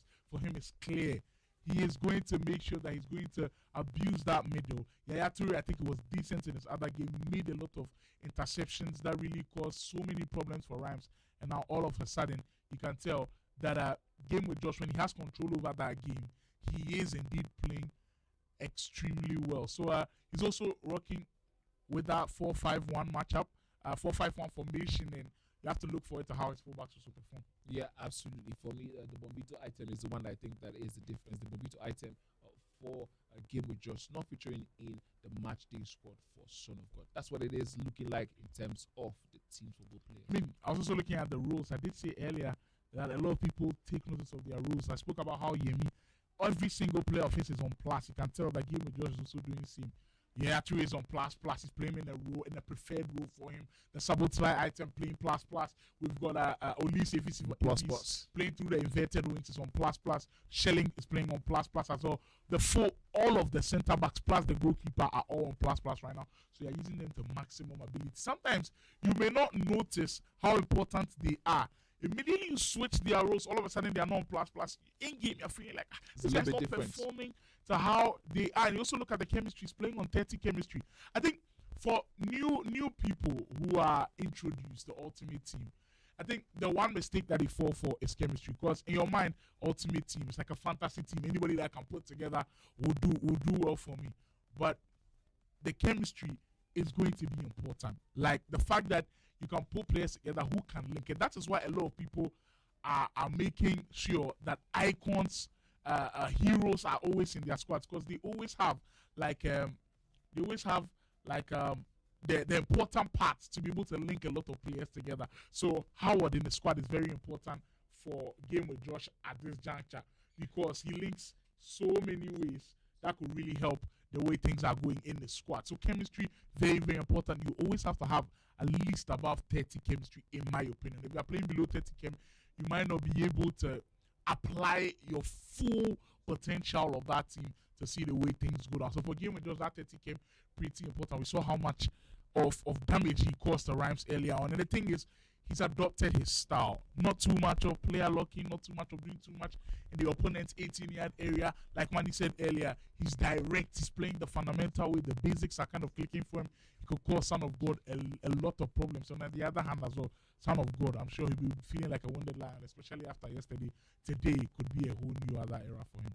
Absolutely. So let's go into the matchup. GameWithJosh up against Son of God. Let's look at what it looks like from. Very unlucky today. 1 loss, 1 draw. I feel like I should have played better at this game. I should have won it, but I mean, come back again. I'm playing Valoki and GameWithJosh tomorrow. I plan to get all 6 and make up for the lapses I had today. Yeah, so I just finished against DadaBoy. Yeah, he played well. He took the game from me, so it was a crazy loss. So tomorrow I'll be playing Rhymez and SOG Marvel, which anticipate the game is going to be a great game. I just need to go back to the drawing board and find something else to do.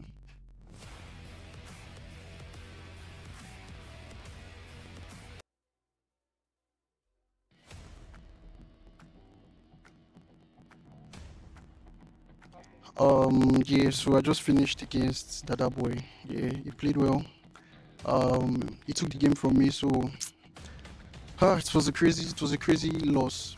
So tomorrow I'll be playing Rhymez and SOG Marvel, which anticipate the game is going to be a great game. I just need to go back to the drawing board and find something else to do.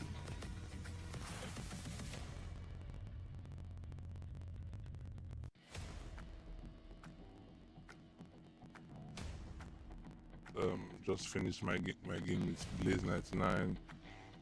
Keep messing up, not playing to the best of my ability, but I'll be back tomorrow playing Mr. Oga. So tune in on KD Sports to watch it live.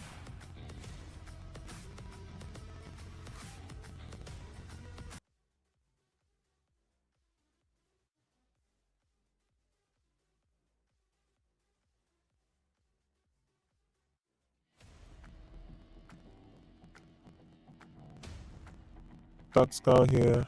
I just finished playing Valoki and I won finally. My next opponent is Konex. Man on form, he has won all his games so far. I'm looking forward to playing him. Looking forward to also winning the game. So let the best player win. The game was very tight, like very tight. I know Kali is a very good player, and I was happy to get the win. Though I missed a lot of chances, but still, it was a very tight game. So I'm looking forward to my game tomorrow against Tactical. Let's have fun as usual. Hopefully I'll get the 3 points.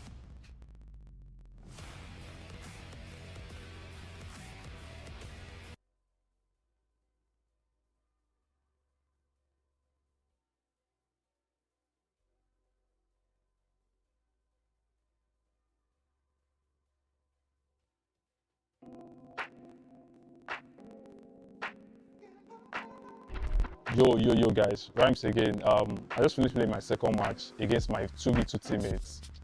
I got the win, bro. I feel bad for him, but that's how it is. So I'm focused on the next match against GameWithJosh. He's my guy too, so we'll see you boys on the next one. Let's go.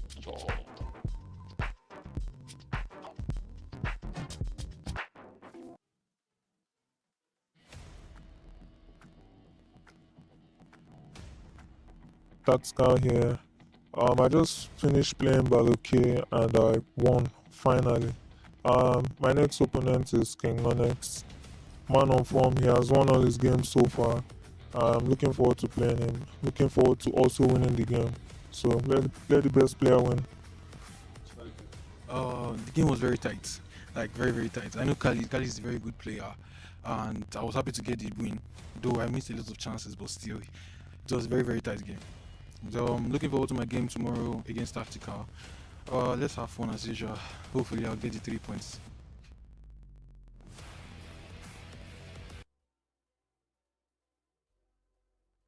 It's being able to produce in the pressure cooker. And I love when players are nervous a little bit, where you know you get an opportunity to see them when they're under pressure. But just by impulse, you get to do something crazy. We're back to action. Now we're about to play the golden goal for the grand finale of the Onile Grand Finale.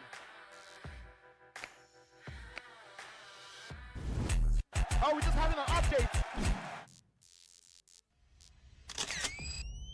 Oh, it's more than just one of not regret. He does regret it. Oh, yes.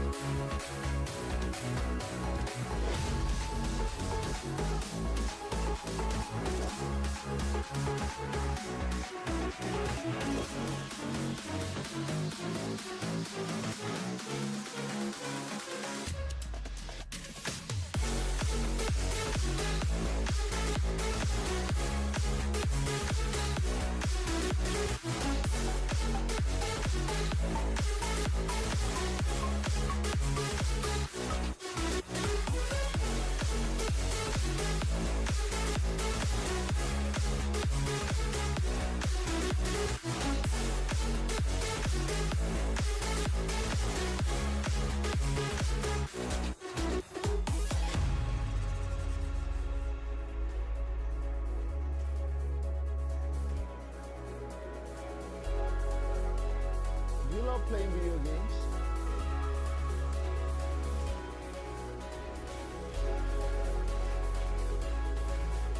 Or a professional life streamer in gaming? You can also step into the life as a professional previously so I just landed on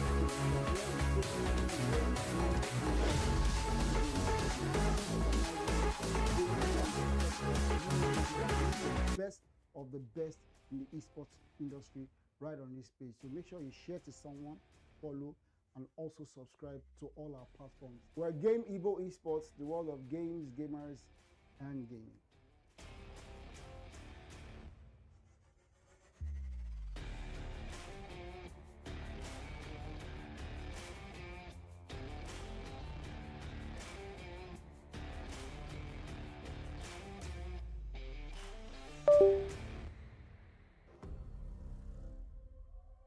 Time to wake up to a new reality.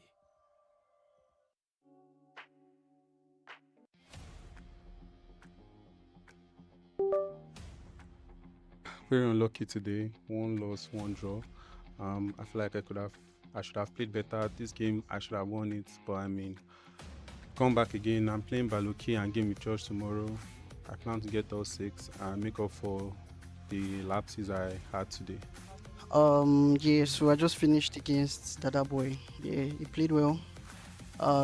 He took the game from me, so it was a crazy loss. So tomorrow I'll be playing Rhymez and SOG Marvel, which I anticipate the game is going to be a great game. I just need to go back to the drawing board and find something else to do.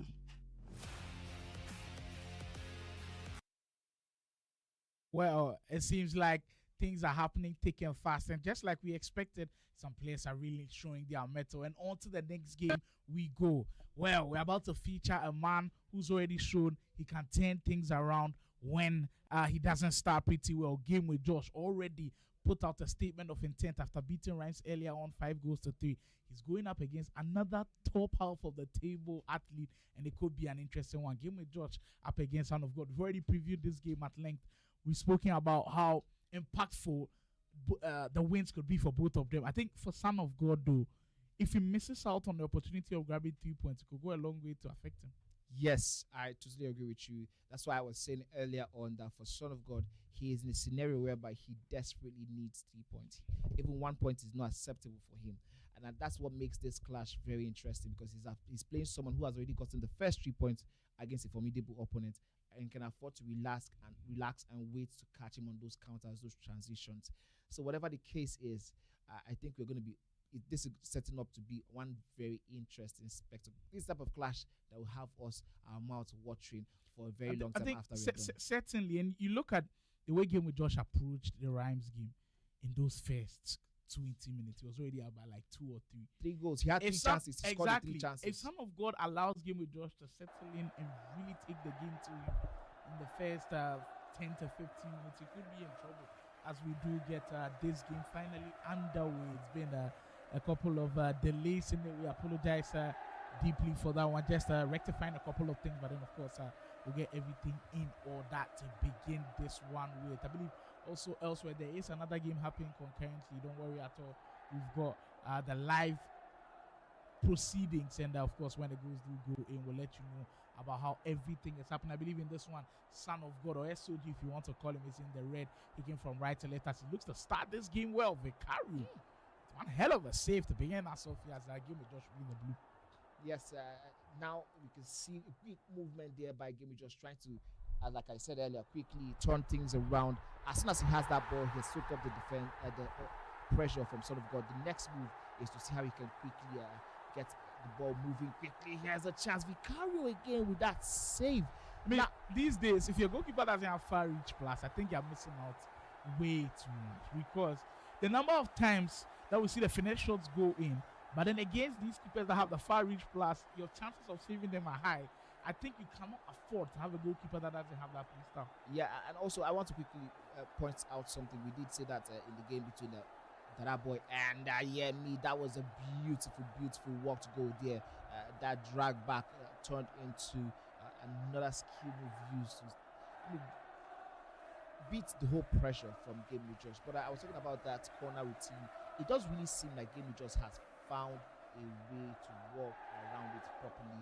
It's just a little bit too hard now for anybody to score him or catch him off guard with that corner routine. That's one thing we were talking about with Yemi and with Yemi and DadaBoy's game. Here is GameWithJosh trying to quickly reply, and he gets himself a corner of his own. He does know how to score from that same corner routine though. So let's see if this time around he's going to be getting any action from this one.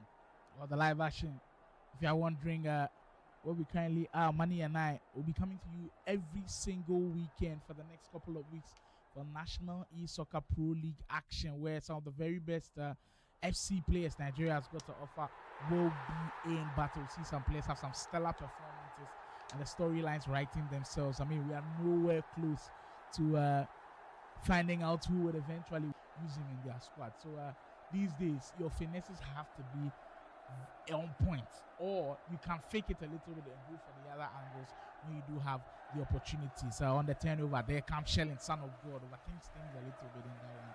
Goes out of bounds. I mean, I don't know. Realizing the opposition has a goalkeeper with a far reach, sort of should like have this number it does. So you say, okay, you know what?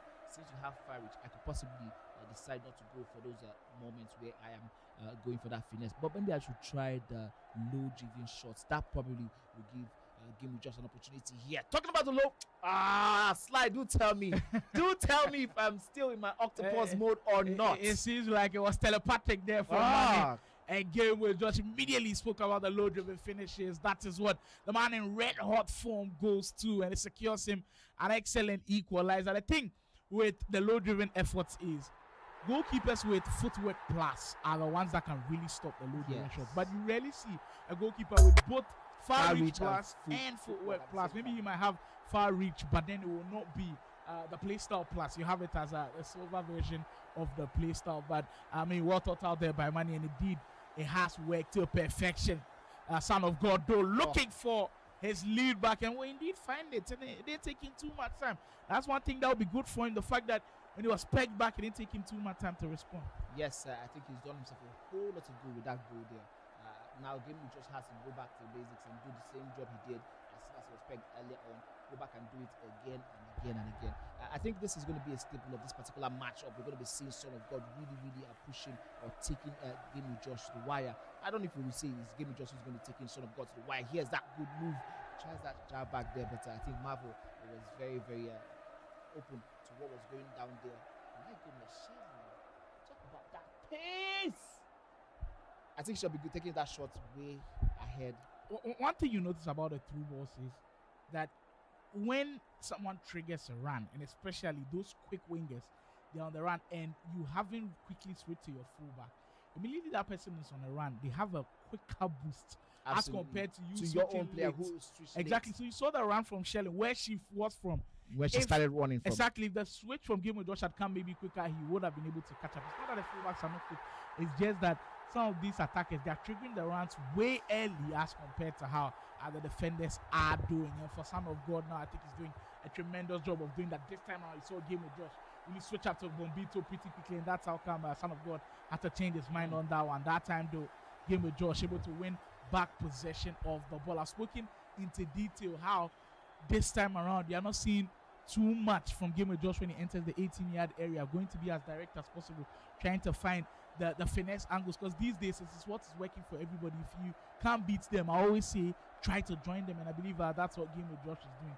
He's currently certainly on the bandwagon as everybody looking for those finesse angles to try to score goals from. Carreras, though, winning possession of the ball. We did have our fullback debates earlier on in week one, and it seems like the regular culprits are still in a lot of people's teams. The Carreras of this world, you've seen a couple of good fullbacks also in a lot of people's teams. But then there have been, I was kind of wondering, why am I not seeing the new Marcelo into the mix? So yesterday I was doing a little bit of research as to why I'm not seeing the new icon SBC Marcelo. And it seems like Marcelo is pretty much expensive if you want to complete that SBC. I believe around 1.9 million coins to be able to pull it off. And the thing is, we are going to be spending 1.9 million coins on the fullback. Then you probably have a whole lot more. Yes, it makes a lot of sense if that is an attacker who's going to be getting you goals. But yeah, I think I understand that pretty much. There is a foray on that wing there by GameWithJosh, met with a lot of resistance from Marvel really starting this one out with a lot of potential and promise. I think it's fair to say he has done his homework, and he has that first game that GameWithJosh did have earlier on probably has given him an idea and inkling into how you were speaking with Marvel. You had a little bit of social media content to create with him, and at the ending you could tell that he was saying that he knew GameWithJosh was coming in with a little momentum after beating him, so he knows he has to wear that storm. And I believe in these first 30 minutes he has done a great job of kind of quieting down the energy that GameWithJosh is playing with right now. But there's still a lot of time to go, and that's what we had about a 9-minute house here inside the league. If you're wondering what the format is, the league is an all format where everybody has an opportunity to play everybody on the leaderboard, and you play each other once. That is the beauty of it. So if you beat somebody, luckily he doesn't have a chance to have revenge on you. If you take 2 points from somebody, that's all. Go home. Go. Exactly. So every single game counts for you. Cannot afford to drop points in some games, especially when you're from winning positions. And that's how come we are where we are today. GameWithJosh, though, he's been playing some sumptuous FC. I cannot even lie. In those tight spaces, intricate passing, I think he's certainly been one of the best today. I mean, there's been a huge difference between the GameWithJosh we saw against Blaze in the 1 week. So that's one thing we said consistently across week 1. That we're going to be seeing a whole lot of growth from these players across these timelines. You know, when you need to go back home, go back to the drawing board, see what you did in the week 1, week 2s, and then do better for yourself over and over again. And I think it also has to go to do with the number of times that the game changes. So let's say this patch of the game or this update of the game doesn't really favor your style of play. Yeah, all of a sudden, the game updates, the next patch, it is the way you love to play. So that week, National Esoccer Pro League, you're on red hot form. Red hot form, momentum is up. Exactly, you have to be able to maximize those opportunities. So maybe this is the week that GameWithJosh can really pick up points from some of the games that he's playing, and I've loved the way he's played them. But credit to Marvel, though, he has weathered that storm pretty well, taking the sting out of the game and really controlled the way that this one might finish just a couple of minutes before halftime comes to a close. That shelling item certainly doing a lot of damage. That's a great sequence from Marvel. Can he cap it off with a goal, though? Josh with some timely defending, getting in the right space at the right time as we settle for 2-1 lead for Son of God. And you can see that conversation with Mitchell. I think he will not be too displeased with how the first half has gone. Exactly. Maybe you could have felt like it could have done better. But for GameWithJosh, also on that end, I don't think he will be too displeased as well, because it could have been worse. He still kept in close proximity of the league. Yeah, especially with the fact that he didn't concede any goal towards the dying embers of the first half. We always talk about how it's one of the most deadliest time to concede a goal just before halftime, because now you're going in, all of your strategies have to change. For me, GameWithJosh and Marvel have played excellently well. Yes, Marvel has a lead, but it's a very slim lead. The second half is where it comes down to the wire. Who gets the first goal probably changes the whole color of the game. If it's Marvel, it means that he's fully in the lead. If it's GameWithJosh, he has blown the game wide open again. So let's see what happens in the next couple of minutes. For GameWithJosh, he has to ensure he doesn't try to force passes. He has already done the job for today. Every other thing he's doing here extra is an extra job today, because we're talking about the quality of opposition on display. It is the league format, the league system. If you can get a draw out of this one, good for you. If you can't get a draw, just ensure you do the best you can, get a win if you can. And yeah, the pressure is not on you, it really is on Marvel. Oh, certainly, because the expectations, pressure comes with expectations. Absolutely. It goes hand in hand. For Marvel, I feel like the pressure was not on him in week 1, but the way and manner in which he finished week 1 put a little bit of pressure on him. We told you another game was happening elsewhere. It was between Rhymez and Brighton. It seemed like the OAS man, after dropping points early to GameWithJosh, wants to right his wrongs, and he takes an early 2-0 lead in that game as well. He cannot afford to be dropping points in that game at all, and I'm sure with him it's going to be crucial that he finishes this one on a high. Oh, there was an element of luck there, but I think it just didn't extend to getting himself a goal in that one. Loose ball being taken by Josh quickly as soon as he saw that opportunity, and now this is warning shots for Marvel. If you do believe in anything like that, he has a chance. Marvel just decided not to go for that shot, and I think he should have definitely gone for that shot. And certainly, I mean, with Pina in that position, low driven across the far post, you take your chances with those ones. It reminds me so much of yesterday's game, Flick. You remember his last chance? Jamal had cut in. Yes, didn't take that shot, and I was speaking to him about it. You could tell he was very devastated about it. Yeah, I mean, I did hear him talk about the fact that he hadn't been grinding the game so far, so he didn't really understand some of the intricacies of those moves, like how, especially in those dying embers, like the shot was definitely your best bet. Sometimes you just have to take the shot and then watch out what happens. Get the best bars, the 3 bars, 4 bars of the shot, and then watch what happens. You can get a corner, you can get a deflection, which is some of my favorite goals to score.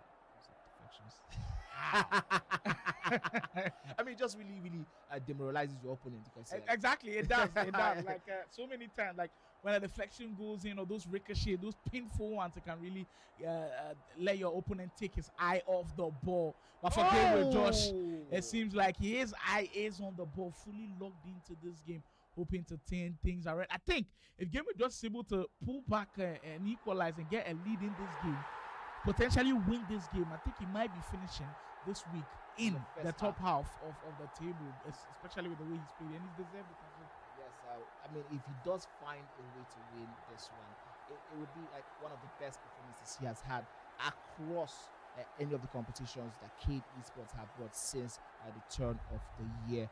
we didn't have any week where he performed like this in the elite division. I think at best we did see 1 week where he had a win, and then the next week he had a draw. Something like that. It wasn't consistent.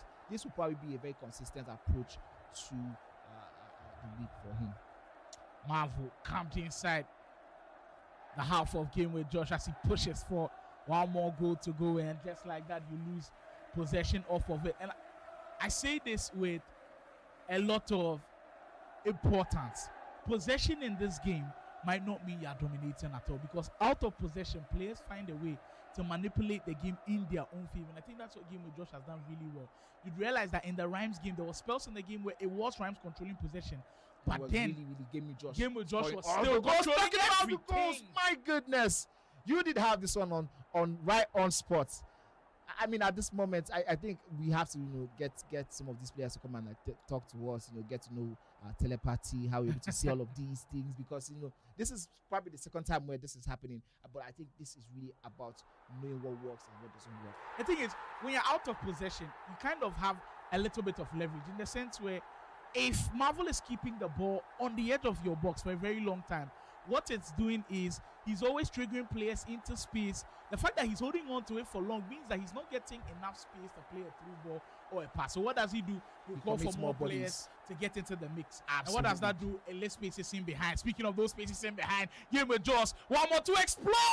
My goodness, this is proper FC on display. Game with Josh, credit to that man. We were just talking about this. We're talking about committing a lot of bodies because you are trying to hold on to the ball, create spaces for yourself and get that opportunity for the goal. That's what Marvel has done again and again, and he has been caught on the transition. And I love the fact that Game with Josh isn't taking any chances at all. He takes the ball, he's on the run, he triggers somebody for the cutback, he gets the cutback, he's scoring the goals. He's not trying to turn around, he's not trying to rotate, because that means also he's going to be under a lot of pressure if he loses the ball and his own transition comes in. Have you noticed something? Seems like yesterday a lot of people picked up on Guru drinking water today. I see a lot of sips in there.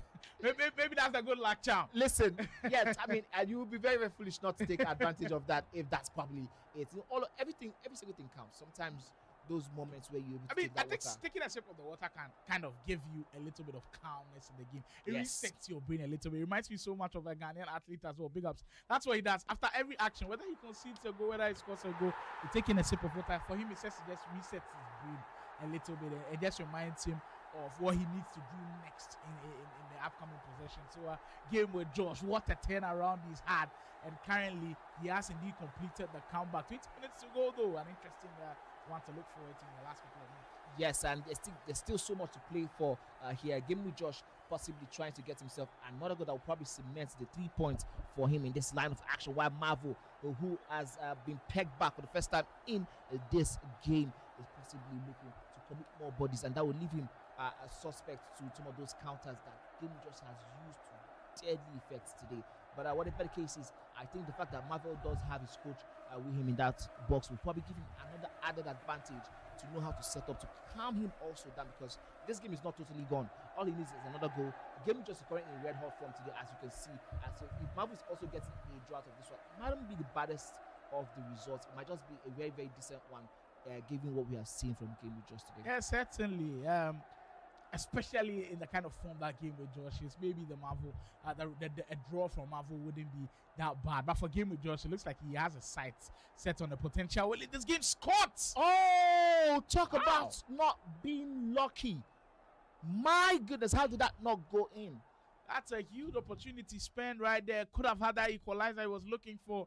Marvel, with 15 minutes to go, is pushing hard. Now, Game with Josh, I think the main problems for him is the breakdown of the midfield transition into the attack. I think that's where he's finding difficulty a little bit. Marvel has kind of clogged that midfield area. This time, though, he's able to break through. A Game with Josh just can't hold on to it a little bit as Yaya Toure is caught out of possession. And for Marvel, we know how dangerous he is when he's going on those transitions. Game with Josh, I think his the interceptions for him and the way he's finding those line-breaking interceptions has been very, very important. It's been tremendous the way he's done that, cutting the passing lanes early and making sure that he caused a lot of problems for Marvel. And in these last 10 minutes, you have to be doing a lot more of that, because there will be waves and waves and waves of pressure. The only question is, can he handle it? Yes, I think with what we have seen so far, it does look like he can handle it. Can he get this one in? Does go for that finesse shot. But Marvel with a very, very decent and well-timed tackle to block that one. I think that one was definitely headed for the top corner. Look at the game between Bright and Rhymez in the background. It looks like Rhymez is going to be getting a 4-0 lead. This, oh my goodness, talk about tackles of tackles. We didn't see that go up, but talk about the tackles of tackles. That tackle essentially keeping the lead for GameWithJosh. With that one, he was able to ensure that that Shelling card did not get that ball in that dangerous area. Well, we are approaching crunch time now. GameWithJosh has already seen off a famous win against Rhymez. If he can pull it off today, getting 6 points against Rhymez and Marvel combined, that would be insane for him. He was in this similar situation against Rhymez where he had a 2-goal lead. Rhymez was pushing, but he managed to hold on to it. Can he do that one more time? He's in pole position. Can he find the perfect pass with this? Oh! GameWithJosh! Wow! Turns around and gets himself that finesse, that Shelling card. My goodness. I mean, if you have not been hearing the message that Sly has been preaching to you since the beginning of this competition, you probably have now seen it now on display. Shelling is the master of that finesse. My goodness, that makes no sense. That finesse right there makes absolute no sense. Wow. In 2 straight games where things have got KG in the final minutes, he's been under pressure. The decision making we've been speaking about has been excellent. Immediately he turned around from the goalkeeper. There were options for him to pass, but he immediately knew Marvel was going to cover some of those options. We get another glimpse at the goal. Just look right there. Immediately he makes the turn. There's Peanut to find, but what does he do? Finesse that into the back post, and the precision shooting right on the money. That's GameWithJosh for you people. The resurgence we were speaking about is indeed a true thing. Manny did say from the early start of the broadcast, he had conversations with him and he felt like it was a different man he was speaking to. Yes, absolutely. And with that goal scored, I think he has given himself a huge boost in taking these 3 points at home, which means this was a perfect day for him. Day 2, week 2, perfect day for GameWithJosh. 2 out of 2. And what does that mean for him on the table, on the leaderboard? Here is Marvel trying to see if he can cut down that action, but I think this is sort of a pointer to how this game has been for him so far. A whole lot of promise, but he has not been able to capitalize on his opportunities and chances. My goodness. I mean, with this, we are definitely seeing GameWithJosh ending week 2 in the top half of the leaderboard. Slowly and surely, he's climbing that leaderboard, but there's still so much to go. There's about 5 more weeks of action. The question now is, can he maintain this form? Can he maintain this strategy, this type of play, this concentration across the remaining 5 weeks? Impressive is what we'll say these performances have been from GameWithJosh, and he pulls it off. 2 games today, 2 impressive wins for GameWithJosh. My goodness, that's the way to make a statement of intent. You know what? We haven't had the last game of the day, but I think we can close it out on a limb and say he's been a player of the day. Absolutely. He has totally been the player of the day. Playing against 2 players who were in the top half of the table and getting maximum points against them, leading by 2 goals in both of the scenarios. GameWithJosh was absolutely incredible. Fantastic performance from that athlete, GameWithJosh. There you can see a little bit of disappointment from the coaching team with Marvel as how this game played out. There were a couple of opportunities for Marvel, of course, but kudos and credits to GameWithJosh.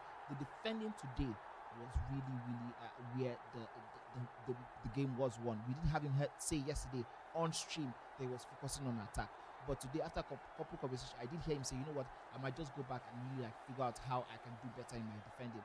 And I did also say yesterday on stream that defense is winning you titles. If you can stop your opponent from scoring, you can always have those moments where you can get 1 or 2 goals of your own. Let's just go straight into the comment section. And A Young Gamer says, wow, my goodness, Shelling finesse queen.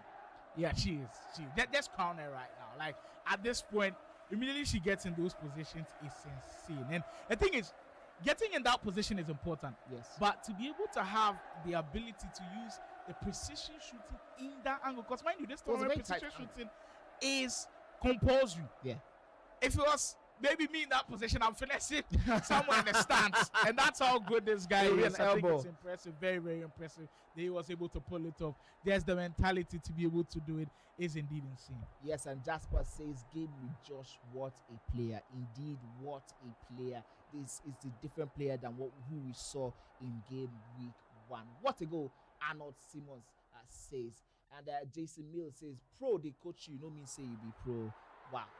That is a little bit harsh, but I think I understand where he is coming from.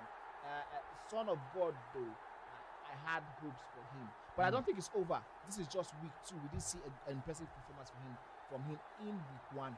This is week 2. There are 5 more weeks to go. And I believe that if you look at the standings later on in the day, we'll probably see about 15 more games for Son of Man. So for Son of God, I don't know, I call him Son of Man. But yes, and he said Jason Millie said he is good. He just played against someone better. I think we can see that about both of GameWithJosh's games. Yeah. Maybe he didn't have the majority of the possession like other players would. But I kept saying that out of possession, people do still find ways to control games. Yeah. And that's what GameWithJosh did. He spoke about how well he defended. Defense transitioning into offense. Immediately. And the fact that he had Marvel holding onto the ball for so long on the edge of the area because Marvel was finding spaces. While and the thing is, triggering runs. exactly, committing bodies. And when you do that, you will be found wanting at the back. Credit to GameWithJosh. He took the opportunities when they did come, and he's used that perfectly. Now, he has to be able to build on that and carry it over into the next rounds of action. I believe with how he's been able to play, he will definitely climb into the top half of the table. This should give him a lot of confidence going into next week. And I'm sure a lot of people are indeed proud of how GameWithJosh has been able to perform. The thing for Son of God now is going back to what worked for you in week 1, day 1, especially when you had great performances against DadaBoy, great performances against Flick as well. Changing, you see, I think this year in FC, the main problem with scoring goals is the fact that if you become too obsessed with a particular style, exactly, committing bodies forward, then you can be found wanting at times, especially when you're unable to score goals. The best players can always do it. Immediately, those 2 or 3 attackers do not become enough for you to be able to create chances. When now you have to go for 4, 5. I found one thing. Your midfield has a big hole gap because you saw multiple times he kept triggering his midfielders in there. So that's how come bodies and in putting transition. Pressure. Yes. Now all of a sudden, GameWithJosh, one pass, you split everybody over. Absolutely. That's the interesting thing about that game. One pass from GameWithJosh would see the defense split into 2, and it's now like a 3 against 2. Those type of positions is where Son of God has to ensure he is not being found wanting consistently. The one interesting comment I'm seeing here, doesn't seem ready mentally. Do you agree with him? He took the game to GameWithJosh. We spoke about how GameWithJosh did start well against Rhymez. I think he was okay in the first half. Just maybe the second half that the game went away from him. When you go through long spells of you mentally, make sure you're right there in the mix and be able to catch him when he's off guard a little bit. So those things are going to be important. It seems like the votes were out early, and wow, the poll clearly showing that a lot of people do think the one from Abuja might pick up the win here. Yeah, I'm looking at the distance between the poll itself, the distance between the results in the poll. I think I believe 9 votes for Guru, 4 for Dracarys at this point. Wow, that's interesting. That's clear that the fans watching, the guys watching at home, have confidence in Guru. The thing is, if we had put this poll, or if this game was happening in week 1, maybe the poll is much closer. Yeah. Because of how he lost that game to Badi Senior. But then we can tell that everybody has recency bias. Sometimes we all fall victim to it. Yeah. Recency bias because it's still fresh in our memory yesterday what Guru did. Yes. And the thing is, it's so fresh in our memory that Dracarys has been dropping points lately. I've been calling him the king of the draws. I believe he has like 2 or 3 draws, which is too much for my liking. He's been dropping way too many points, especially from winning positions. He did that in week 1, and it's kind of carrying over to every single game day that we've had. He cannot afford to do that against Guru. If he's in winning positions against Guru, he has to find a way to bury it. Exactly. He has to find a way to capitalize off of it. But it seems like it's clear from the polls that people do believe that the man from Abuja will carry the day. If we have to ask for your predictions, Money, Octopus Money, put your hat on. Are you going Guru for this one? So now, prior to the game that started today, I'll probably say Guru. But with what I've seen so far, and I think again and again, we've seen that every single time we have noticed we've had a display that kind of one we've seen from GameWithJosh. It sort of inspires every other underdog to have that type of story also. We saw on stream GameWithJosh twice come up against formidable opponents and get a result. Who says that Dracarys cannot get another result? I do think this one will end up in a draw, but let's see what happens from both players. Wow, Octopus Money has spoken. It seems like it seems like he has draw set in his sight. Well, for me, I think there'll be a winner. Yeah, I think it'll be a high-scoring game. No, I definitely think it's going to be a both high-scoring players game. do love to score goals, and it seems like the team is ready to show us what the guys have for us. So it seems like we've got the call out up and ready. It is going to be the huge one, Dracarys taking on Guru.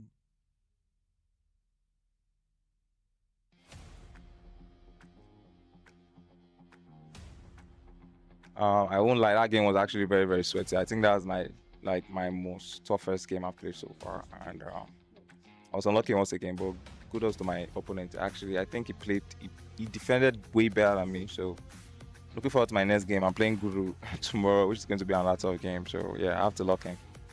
So yeah, keep watching KD Sports. Coming into this game, I knew I was playing a tough opponent. But my game plan was to dominate, score as much goals as I could. I knew that I had it in me to beat him. Like I said earlier, that I don't plan on dropping any points going forward. And I'm glad my game plan worked. So I'm looking forward to my next challenge, Dracarys Italian Mafia. So tomorrow, tune in to watch me as I beat my next opponent.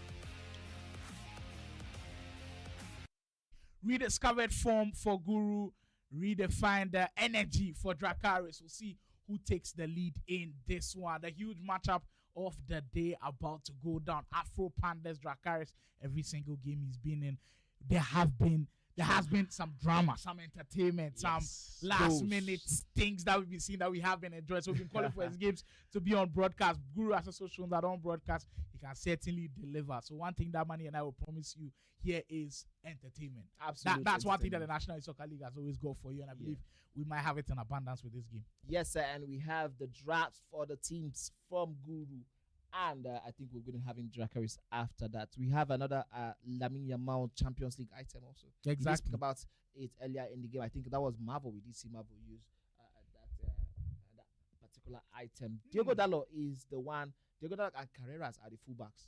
Interestingly, for Guru, he's not using the most popular striker in the game right now. I think that Sophia Wilson item, I haven't maybe giving it too much of the flies because I'm still on the verge of completing the SBC. My father is almost getting finished. I'm still working on it. I'll probably get the card pretty soon, but I've been hearing great reviews about it. She's got good finishing, good passing. Everything looks complete about her, and that's how come she is Guru's starting number 9. Well, we have liftoff in this one, the big game of the day. Afro Pandas Dracarys taking on Guru in this huge matchup in Division 2 action here at the National Esoccer League. I believe Guru in the all-white for this one, while Dracarys in the much darker kit for this one. I've already seen the polls. It seems like Guru is the heavy favorite to take the win here, but like we said, the unpredictability continues in the National Esoccer Pro League. First time through ball goes in. There's the first testing of the waters for both of the players. Yes, Dracarys is trying to see if he can knock on that door. He probably gets an answer, but Guru just bringing out his goalkeeper on time to ensure that that one doesn't cause any work cost in his defense. I think that's a testament to how we're going to start this one out from these players. Guru versus Dracarys is one that we promise is going to have a lot of goals. And as you can see already, the guys are up to it. They're up to the action. Here's Dracarys trying to track down that run from Sherlin. We did see Sherlin being used to devastating effect from the GameWithJosh in that game against Marvel earlier in the day. Who knows if Guru is going to be taking some inspiration from those games. Quick start from both of the players, and we see Guru already making inroads into the defense of Dracarys. I did see, to notice out for some pointers, Dracarys cannot afford to start this game slowly. Guru is a quick starter. Immediately in this first 10 minutes, he gets a goal, he gets comfortable. You could find yourself wanting, and for Dracarys, he cannot afford that at all. Afro Pandas man on the break now with Shelling. Potentially the most popular card at this point aside Pina. She has been very popular in the ranks. I mean, it seems like everybody's going with the Shelling item. the fact that it's not that expensive to complete the SBC and she's still this good is why you see her in everybody's squad. And it's no surprise that she is playing on the left-hand side for both of these squads as we speak. Speaking of challenge, is he ever in doubt? Guru, like we said, he's always a quick starter, and he does that. Like, it's just his bread and butter at this point. In the first 10 minutes, he'll make sure he'll calm his nerves down by getting his first goal. Yeah, and as soon as that one left the blazes of shelling, we definitely knew that one was headed into the top right corner of the net. Guru has his first goal. Dracarys now is the one who is going to be looking forward to getting himself back into the action. There's a lot of games to play, of course. This is not a total blowout yet. This is just one goal. So if there's any time for him to calm himself down, this will probably be the best time.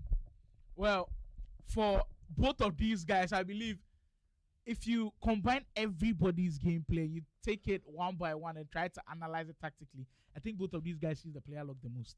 Yes. Both Guru and Dracarys. We saw how Guru was able to use the player lock to break down Dracarys' defense. Now we are seeing Dracarys also try to go to the player lock and get players into position to potentially break Guru's defense. The thing though with Guru is, in the last couple of games, he has been extremely good on defense. He's been causing havoc at the back for most people, and that is what is setting him apart from a lot of these guys. Just 15 minutes into the game, clearly taking shape early on. We did preview this one as a heavyweight clash, and it could certainly go a long way to show us who has potential to be finishing top 8 here in the National Esoccer Pro League.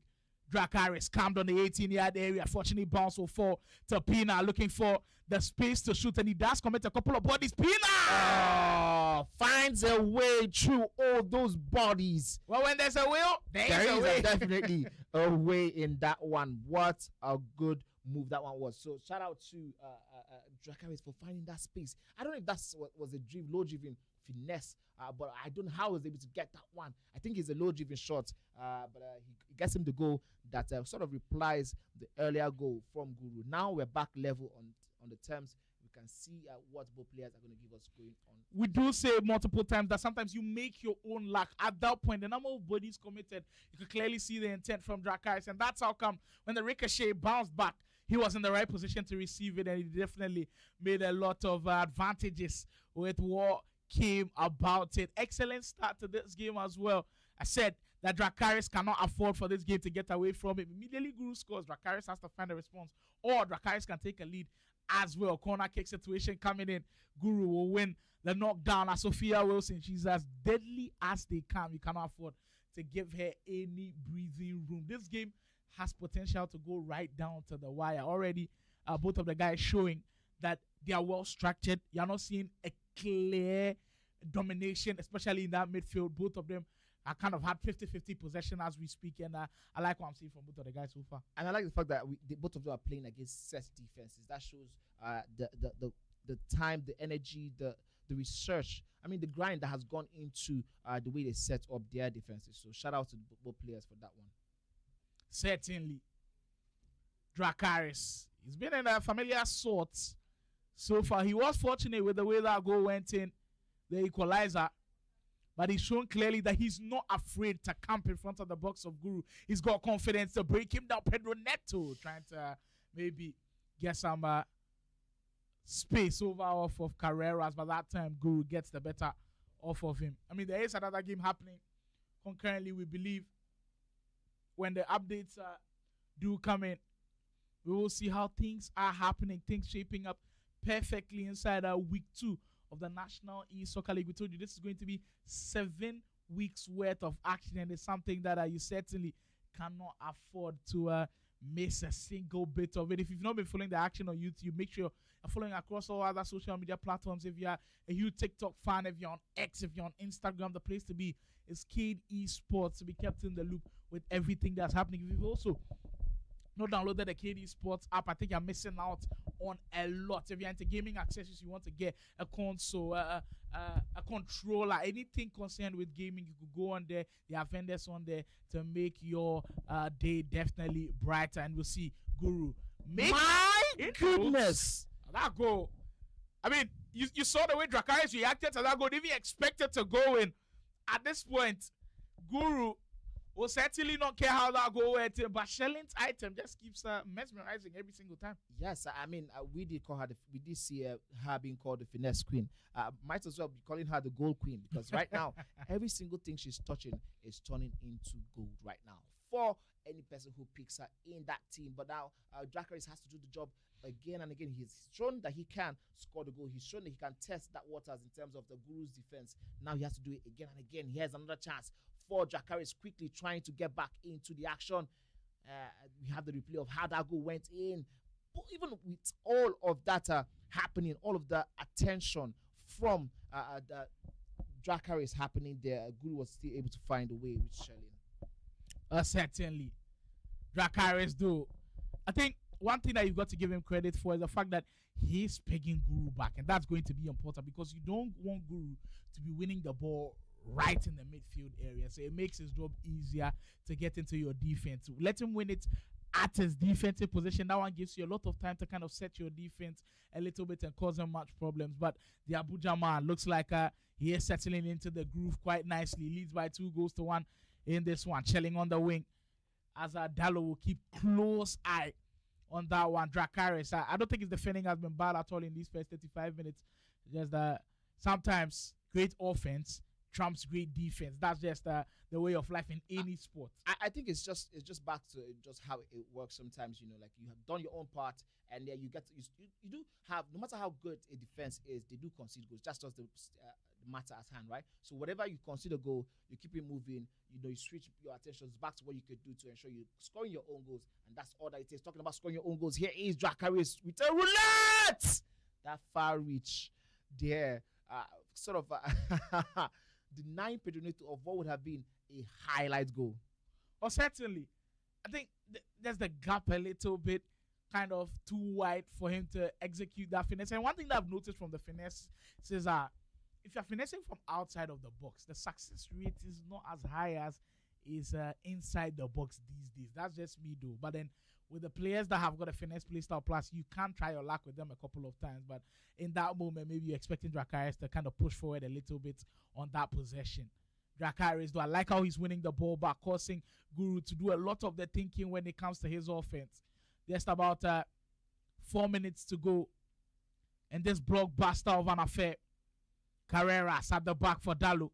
And look how composed both of them are when it comes to building up. You can see how Dracarys is player locking, getting players into space so he doesn't give any misplaced passes. Those things are going to be important. He's on the break now. You send bodies forward. The right pass is going to be needed in a situation like this. Neto, go pass it to Bomati. That one's slightly offside. Offside, okay.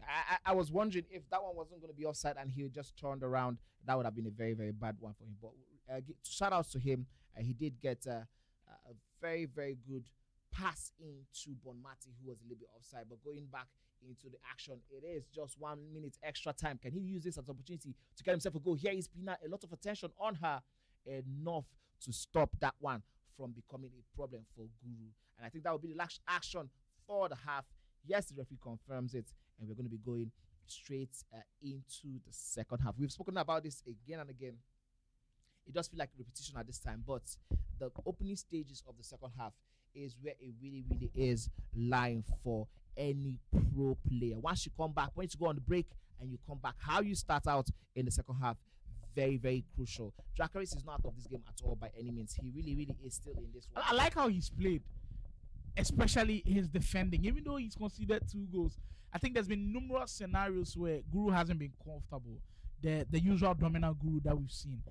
He's causing Guru to commit bodies. Like you can see that Dracarys is getting the opportunities, especially in transition. I think Dracarys has also been very brave as to camping right in front of Guru's box. It's just that Guru is also very compact at the back, and that's why we're seeing a little bit of a chess match as they cancel each other out. Guru, though, still has that slender lead, 2-1, as we head into this second half. You can let us know what you think in the comments as to how this game will end. Who are you still backing? I know majority of you guys did vote on the poll that Guru was going to win this game.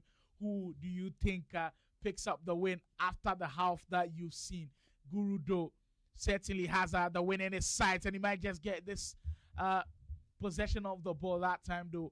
Militao's item with the intercept play style plus comes in to the rescue for Dracarys. Yes, sir. And now he tries to quickly turn his own defense into attack. But it is Guru who is now on the foray here.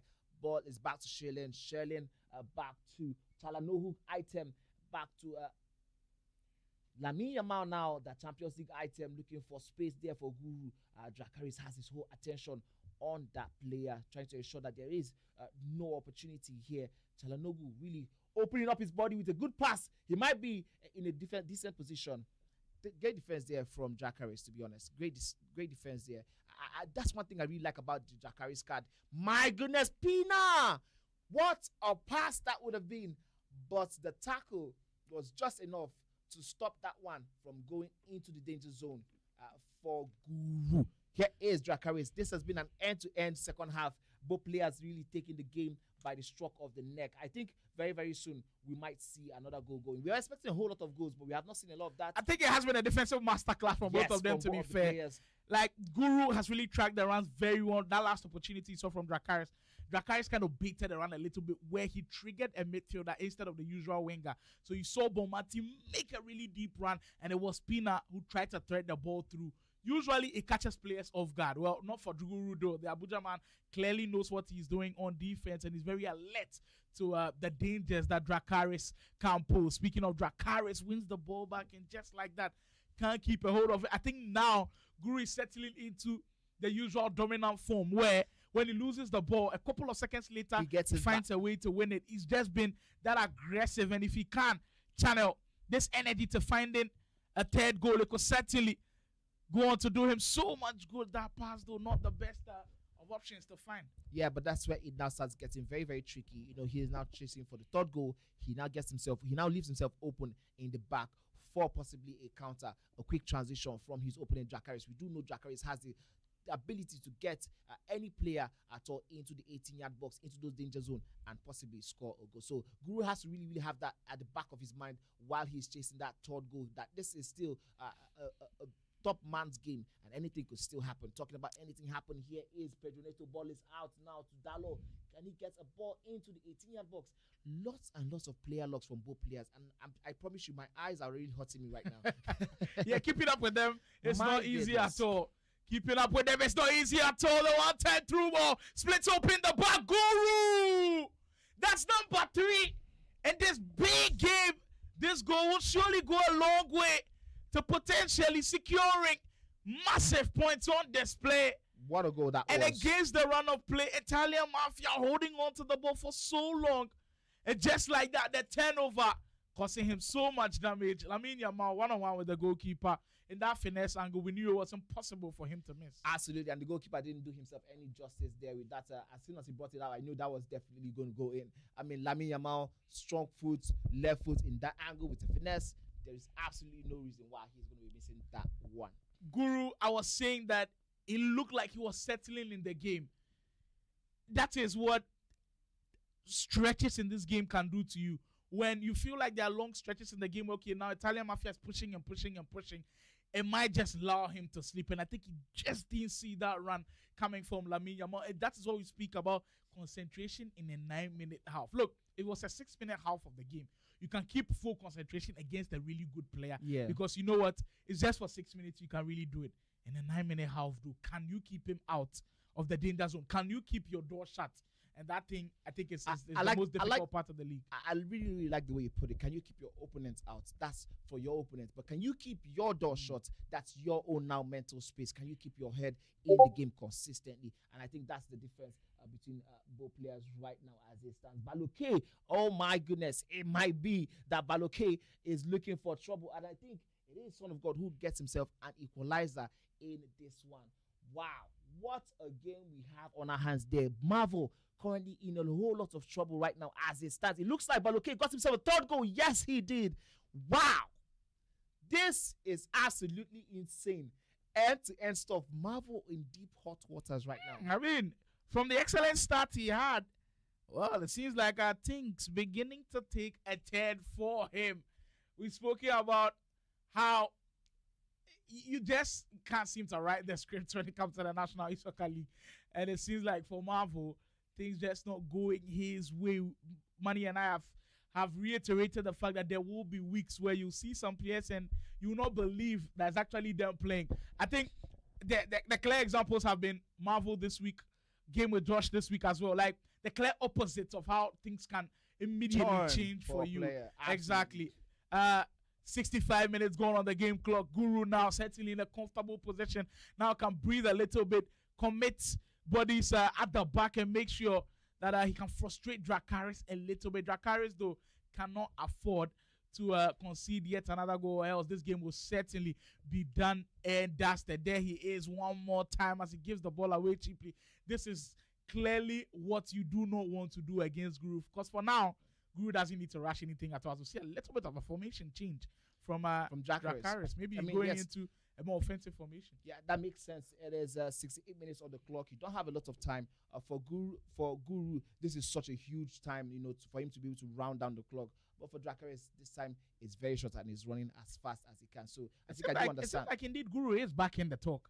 When he spoke about Abuja having incredible players, I think if he's able to make like top 4 of the Pro League and he gets to the Elite League and really announces himself, this Abuja versus Lagos talk, it becomes... It goes to a whole other level, and Abuja really do stake their claim, because he did make mention of some great players that Abuja has got to offer. But the thing is, when you're looking at Abuja in the lights, for somebody like Guru, the proof or the evidence isn't there yet. That's why I'm so glad that he's playing in the league. Well, everybody can see it happen. Exactly. So now you know the level that he's on. So when you pay him up against those Lagos players, you know what he can do. As in this one, finally, for the first time, Son of God able to lead in that one. Currently 4-3 as we speak.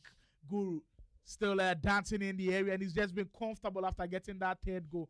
We speak about how important cushions are in this game, and clearly Guru looks like a different player when he's got the cushion and he's got you he's got his foot on your neck currently. Absolutely. The Azonto dance there being deployed by Guru ensures he holds on to the ball consistently. This is a good, interesting, and very interesting way to run down the clock already. This is not the regular game management where you're holding on to the ball just for holding on to the ball 6. And he's stretching the opposition, looking for spaces. And when there's no space, he ensures he doesn't open up room for transition by forcing those passes and giving Dracarys an opportunity. But talking about an opportunity, here is Dracarys decides not to go for that pass with Pina in a lot of space and yards to run into. Wow. You're seeing time and time again Guru take the sting out of the game. He's just baiting Dracarys to commit. And I feel like there might just be one more goal in this game as Guru makes another excellent pass. And that's game, set, match, people. This guy is purely getting his groove back. And you can tell he's excited. I mean, he's having a lot of fun right now, unlike Dracarys, who is probably in the opposite action of the game. Dracarys right now, I mean, he put up a very decent first half, but the second half has really let him down in terms of his performances. I think what has happened is that he has tried to force his way back into the game, and against someone like Guru, as soon as you don't get those goals, as you're trying to force your game, it will just be game, set, and match for him, and that's what exactly happened. 2 goals in the second half probably ended up the conversation about anything from Dracarys in this one. Look at how he's stretching out the opposition, stretching out the defense. Guru, he knows what he wants to do, and he's going to get it back to the post array again. My goodness, does it ever end this conversation? Insane. You know what, yesterday we said Guru's good luck charm was his water. Today he's drinking no water, by the way. It seems like he has moved on from things. Every single day we'll get to see Guru in a different light. He's just playing with so much confidence now, so much excitement. You see him smile after every single goal. That's how confidence you get when you start to win games. Commiserations to Dracarys, though, like Manny said, did really put up a good fight in the first half, but in the second half, Guru has just completely decimated. Exactly, dominated in all facets of the game. Defending, holding on to possession, making sure you cause your opponents problems. And for Guru, is looking for more goals after this. Like, can you really deep this? He's just beat Marvel by 7-2, and in his next game, he's beaten Dracarys by 5-1. I mean, I think for any player who's currently watching right now, this is not just a warning shot. This is a life round. This is telling you guys that anytime you're coming up against Guru, you better be careful. But then that's the whole talk we used to have about the week, the flow of the weeks. This has been the best week for Guru. But let's see what week 3 has. week 4, week 5, week 6, week 7. Can he maintain this momentum, Guru? Because we did see a different player from Marvel, for example, in week 1. Totally different player from the player we're seeing right now in week 2. I think that's one thing we have to also watch out for. Badgie Senior, also the same case. Week 1 had him doing so much wonders, and week 2, wow, that was very, very interesting. Well, indeed, Guru totally turned his fortunes here inside our National E-Soccer League premises for Dracarys, though hasn't been the best of starts at all. I mean, one can say that some of his games have been extremely difficult. He has played against top-tier opponents so far in his first 6 games.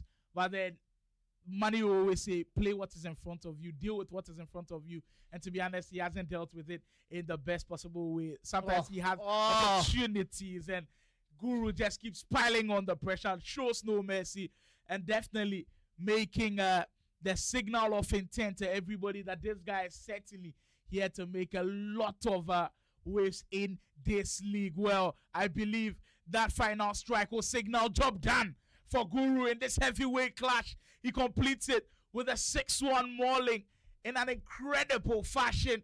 This is the way to dispatch your opponents in games where people think it might be close, blow them out of the water, and in consecutive games, he's been able to do that against Marvel, now against Dracarys. Every single person in the top of the table now will be looking at Guru and being like, if this is the guy we've got to go through, it's not going to be easy at all. Absolutely. And I think for me, now I'm very, very interested. I think we have another goal in the game between Son of Man and Baloke. He has probably dispatched of his opponents in that one. But for me, after the performances I've seen from Guru today, I probably am interested to see what would have been if we had a Guru versus GameWithJosh game today. Exactly. With the both of them being on red hot form, I think they're the hottest players right now. Right now, Guru, GameWithJosh 2 out of 2 today. Guru, I think this is his first game today. He has dispatched his opponents. Yes, yesterday he had 2 wins, making it 3 out of 3 for him this week. For GameWithJosh, 2 wins, 1 draw, 1 loss in 1 week.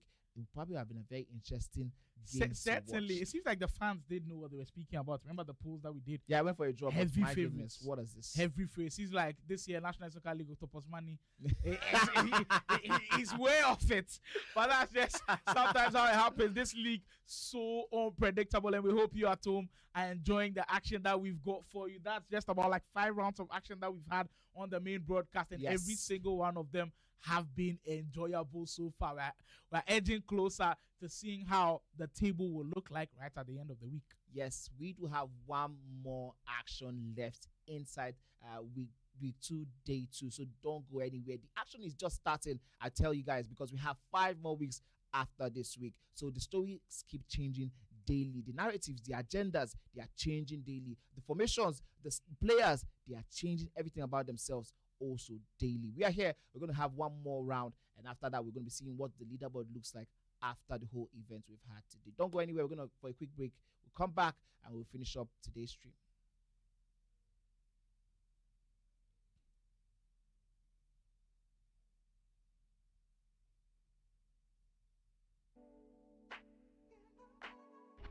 Yo, guys. Rhymez again. I just finished playing my second match against my 2v2 teammates. Ladies and gentlemen, it's been a pleasure. The best of the best players feeling the pressure and the nerves of King 24. My goodness. Wow, what are we seeing? Bringing to you this live broadcast of this huge matchup. We got to see once more what the Challengers Cup is all about. It's being able to produce in the pressure cooker. And I love when players are nervous a little bit, where, you know, you get an opportunity to see them when they're under pressure. But just by impulse, you get to do something crazy.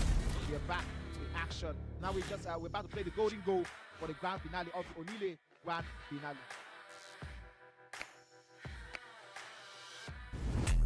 Oh, we're just having an update.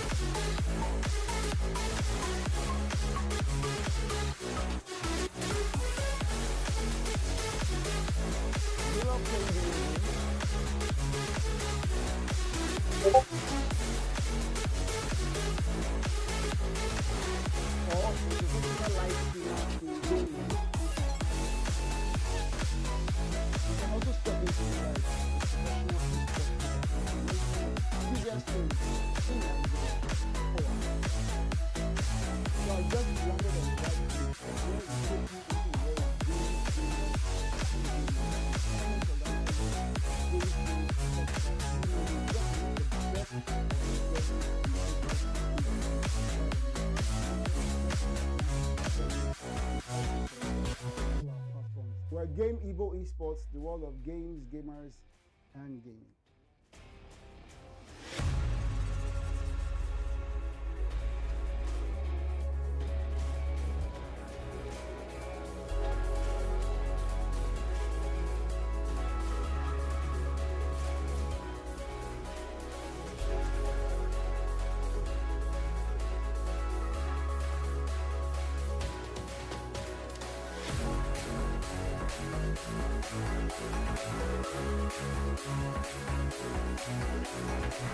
Yo guys, Rhymez again. I just need to second match against my Konex team.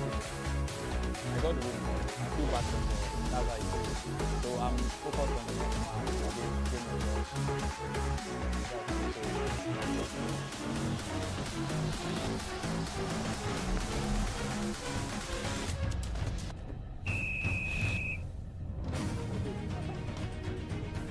Oh, good God! When they try to think about it, is it too far for him to think about? Man, Mbappe is not on. Well, it takes on as he's committed. Nove, take it back into the game from 12 yards, score. And we're back way,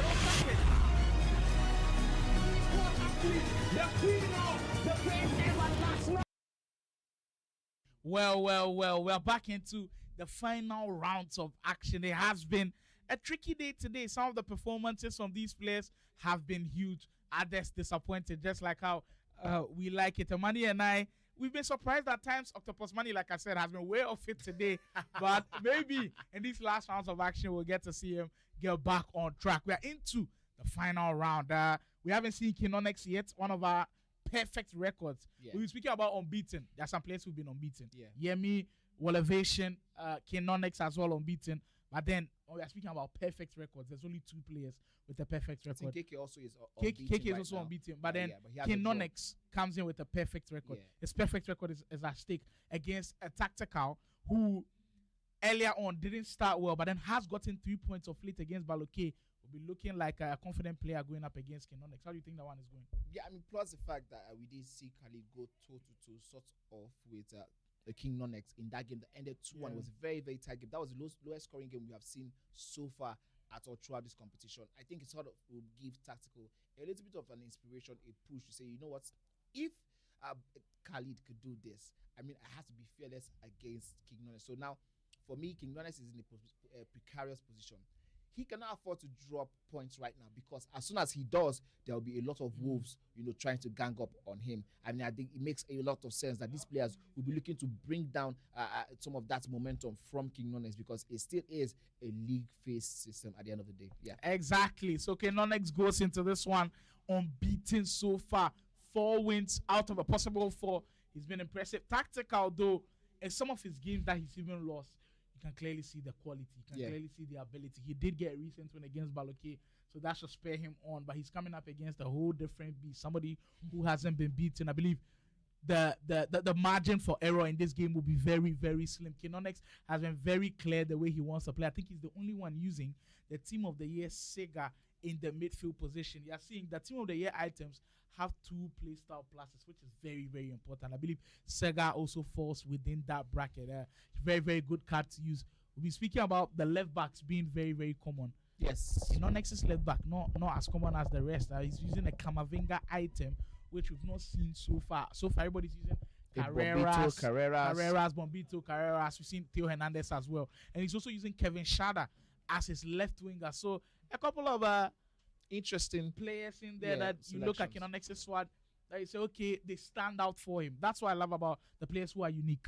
He's used these items, and that's what he's comfortable with, and that's what he's going with. So for Konex, definitely comfortable with the squad that he's put out. He's also got that Vicario item. Spoke about the goalkeepers. The far reach plus. You cannot afford for your players or your goalkeepers to not have far reach plus. In this day and age where the finesse shot is so OP, you cannot afford to not have them on far reach plus at all. He's also playing Bellingham and Musiala also in the midfield. So a very well balanced team from him deploying the 4-4-1-1 formation. We know how quick Konex's transition offense is. When he comes around the 18-yard area, he's quick to really put things together, and it could always cause you some problems. And in this game against Tactical, we'll clearly see some of the best sequences that Konex has got to offer. Yes. And talking about Tactical, first thing I'm looking at Tactical's team is the chemistry is at 22 out of 33. I don't know if that for you does signal a little bit of red flags in terms of the way he sets up his team. Well, I think for Tactical has his own unique style of play. And you can tell right back is different from everybody else. He's got a midfielder in there that's different from everybody else. I think it's a Valverde item as well. His cam is different from everybody. So he's using a Vitinha item, I believe. A Europe Vitinha item, also quite different from everybody else. So he's just a different style as compared to what everybody is playing. And for him, his 4-4-1-1 is kind of tricky. I think his 4-5-1 is kind of tricky. And his chemistry, that is, if he's using this type of chemistry, it's not advised at all. 22 chem. That's the first thing I saw. I think maybe it might be a mistake. I don't think it is at all. I mean, the first thing I saw as soon as I saw the draft, the team selection was that 22 out of 23 up against a Quinones will cost you a lot. It will cost you a lot because that means the team is not bonded well enough, to have that teamwork, that framework. And you're playing against a Quinones that knows how to use his team. It's like they're a free-flowing machine. They're always in that free-flowing state from defense to attack to defense, back to the midfield, back to attack again. But let's see how this is going to be able to help him or not going forward in this action. Well, Konex taking on Tactical, our final round of action here inside the Game Evolution Studios, live from Lagos, Nigeria. It's been a splendid day so far, brought to you by KD Sports. And as we go into this big game, we'll get the word from Tactical and Konex.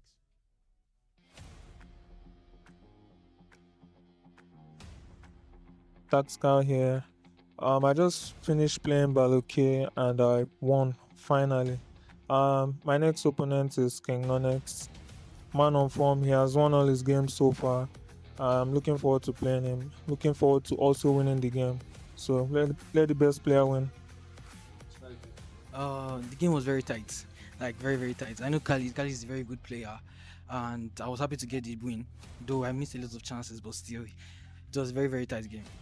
So I'm looking forward to my game tomorrow against Tactical. Let's have fun as usual. Hopefully I'll get the 3 points.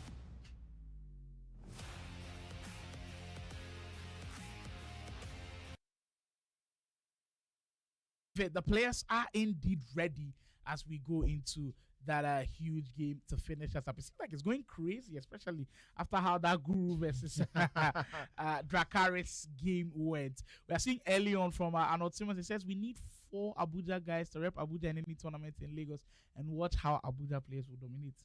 Interesting. I want to go back to the first comments where he said, doesn't matter, I think they're talking about Farouk, doesn't matter where he learned, he's representing Abuja. Yeah. Okay, take Farouk, you have badge. This point. And then Jason is saying, mention 3 more Abuja guys apart from Farouk first. I mean, of course, there's Guru, and then you also saw Guru mentioning Abdul, Ibro, and Dutch. Yeah. But I mean, I think Dutch is now sort of like stepping out of the scenes. And then someone called Farouk a Lagos gamer. That's a taboo. The Abuja guys are really, really shielding their own. the current National Soccer League champion, Farouk. I mean, you get to see. But to why be honest, everybody right wants now to he's in claim him. Lagos, so that should be They there. said that's a taboo. Be very careful. We got into final round of action here, day 2, week 2. Konex, can he keep the streak alive with, of course, his ever-present coach Boyd in the mix, taking on a rejuvenated Tactical. It's coming fresh off the back of a 3-point performance against Baloke. Can he carry it over into this game? Tactical, I believe, is certainly poised for this one in that white kit, while Konex will be in the all-black one. I mean, pretty interesting to see how this game starts off. It was very difficult for us to really tell if Guru was going to win that game, but it seems like in this one, it will be Tactical to draw first blood. Wow. With his first chance of the game. This is definitely what we signed The defending up for. from Konex was very suspect at that point, because it was clear that Tactical was going to play that through ball. I was so surprised Konex didn't cover it early. I mean, this is the best way for Tactical to start out this game with this one, seeing if he can get himself a good chance. And he's taking his chance. And I did say there was a bit of a chink in the armor that appeared yesterday in the game between Konex and Khalid. Maybe Tactical has seen his opportunity to take the head of Konex. Let's see how this one turns out for Tactical.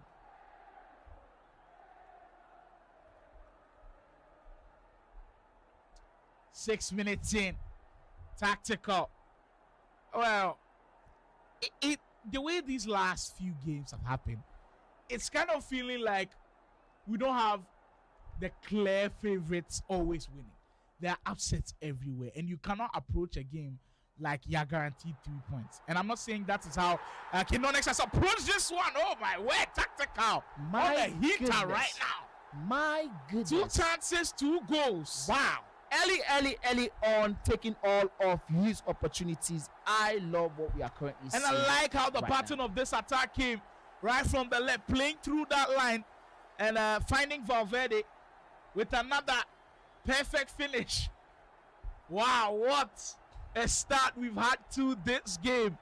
It seems like everybody's drawing inspiration from GameWithJosh at this point. Yes, I mean, that's what it is. That's how it should be. That's what makes the game and the whole competition very, very tough, and one that you have to watch. Konex have had a perfect record, and I did say if there was any time for you to attempt to put a chink in his armor, after what you saw what he did with Khalid, this was the best time. And beauty is that Tactical is currently 2 goals to the good. Whatever happens on now, he has a little bit of room to breathe and to be able to do 1 or 2 things for himself. Well, certainly, 13 minutes in, this one shaping up to be really, really interesting. Like we always say, our starters are pretty good. Our main dishes are pretty good, but I've liked that sweet after meals as well. Appetizers as well. The desserts, the desserts have been very, very interesting. Tactical almost getting himself in Look, position I think for the we've third made one it there. clear that every single game that Tactical has even lost, he still played well. It's just like that. It hasn't really clicked for him yet. And it might just be in this game that we get to finally see Tactical in free-flowing state. I mean, Motivation right now will be watching this one with a smile on his face, knowing that the one who has put so much pressure on him is possibly going to be dropping some points after this game. Well, it's still very early to call. 16 minutes in. That one certainly onside. Campina ran away from the defense, and he knew that she wasn't getting away from that. Tried to play the through ball early. But Konex has got to be careful. The offside trap almost sold him out on that one. We've preached this one a couple of times. You cannot afford to be doing the offside trap, especially when your opponent is facing you. And Tactical once more with goal number 3 already. And it will force a quick pause from Konex. Absolutely, there's no reason why we expected this amount of craziness from Tactical, but he has taken all of us by surprise. I'm very, very sure even Konex is taken by surprise. He wasn't expecting any type of performance like this. Even his coach is a little bit perplexed as to what he's currently seeing right away. Wow. I think it's becoming a cliche for me at this point. But can you really predict what happens in the National Soccer League? Absolutely not. These days, it's going bonkers at this point. Konex has had the best scoreline, the greatest scoreline so far in the National Soccer League. He has the best goal difference. He has plus 20. He beat DadaBoy by 10 goals to 0. Beat Khalid yesterday by 2 goals to 1. Has won every single game that has been put in front of him. He's 4 wins out of 4. But in this game, against Tactical, who just has 1 single win and multiple losses, as Nonex able to get one back. Certainly that pause did come on to help him, but I'm just helping you to understand the caliber context of opposition that exactly he the is. context of how this game is happening and the way manner in which it is progressing. Tactical certainly putting on a masterful display in the first couple of minutes. He's got to be careful though. Nonex, after that go back, will be feeling good about himself and surely be looking for a way to come back. Yes, Tactical has to be very careful the next 5-10 minutes of this game. If he can take 2 leads into the halftime, it will do him a whole lot of good. If this lead is for any reason halved or lost in this first half, then it might just be another day in the park, walk in the park for King Nonex, because he'll probably be taking that one all the way home. Wow. Free kick situations. Well, I think this year in the National Soccer Pro League, we haven't seen a lot of direct free kicks going in. Maybe a couple of guys have figured it out, or maybe it's been nerfed. You can let us know what you think in the comments actually. How are your free kicks still going in, guys? Like so far in the leagues, we haven't seen so many free kicks going. Manny and I are wondering what you guys are thinking about the dead ball situations this year. We currently have one content out there actually on Instagram where we were asking some of the pro players what they think about dead ball situations. Manny did have a conversation with Marvel. You can check it out on KD Sports social media platforms. You can go on there and tell us what you think all about that one. Drop a like on it, comment on it as well. You can share to other guys to join in the fun. We're getting closer to the halfway mark of this first half.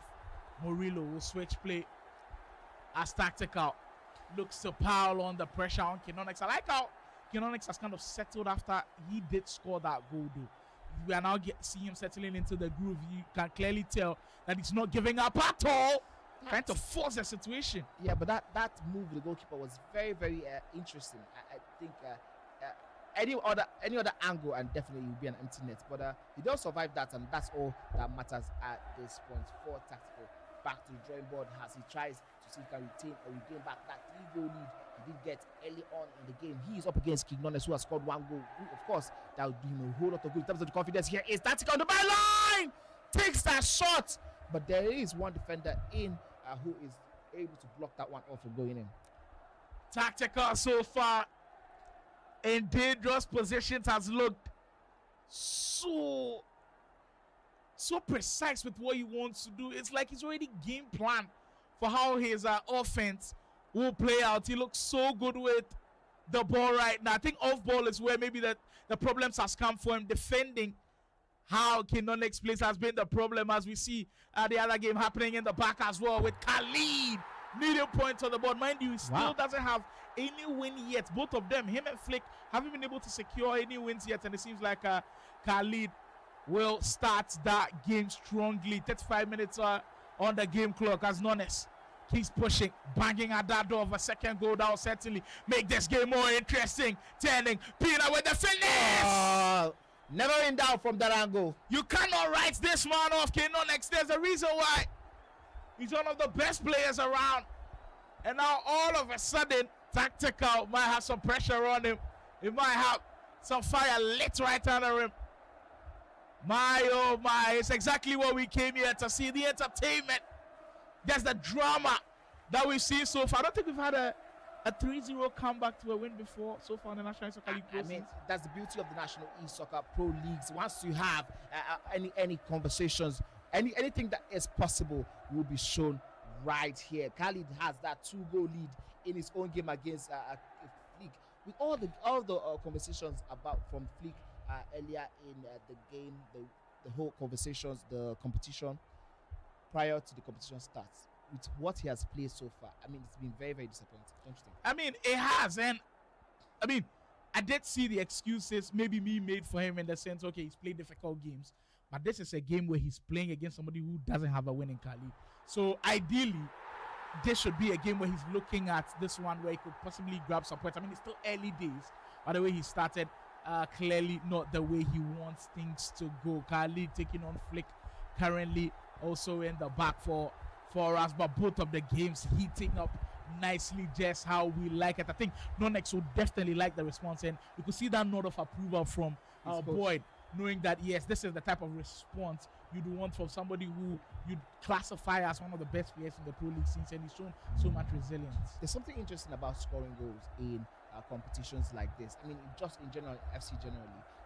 All of a sudden, from after 20 minutes, we had a 3-goal lead, and it did look very, very huge. But all of a sudden, it just doesn't look that much anymore. And now the goalkeeper stepping up, Couture stepping up to save and spare Tactical's blushes once more.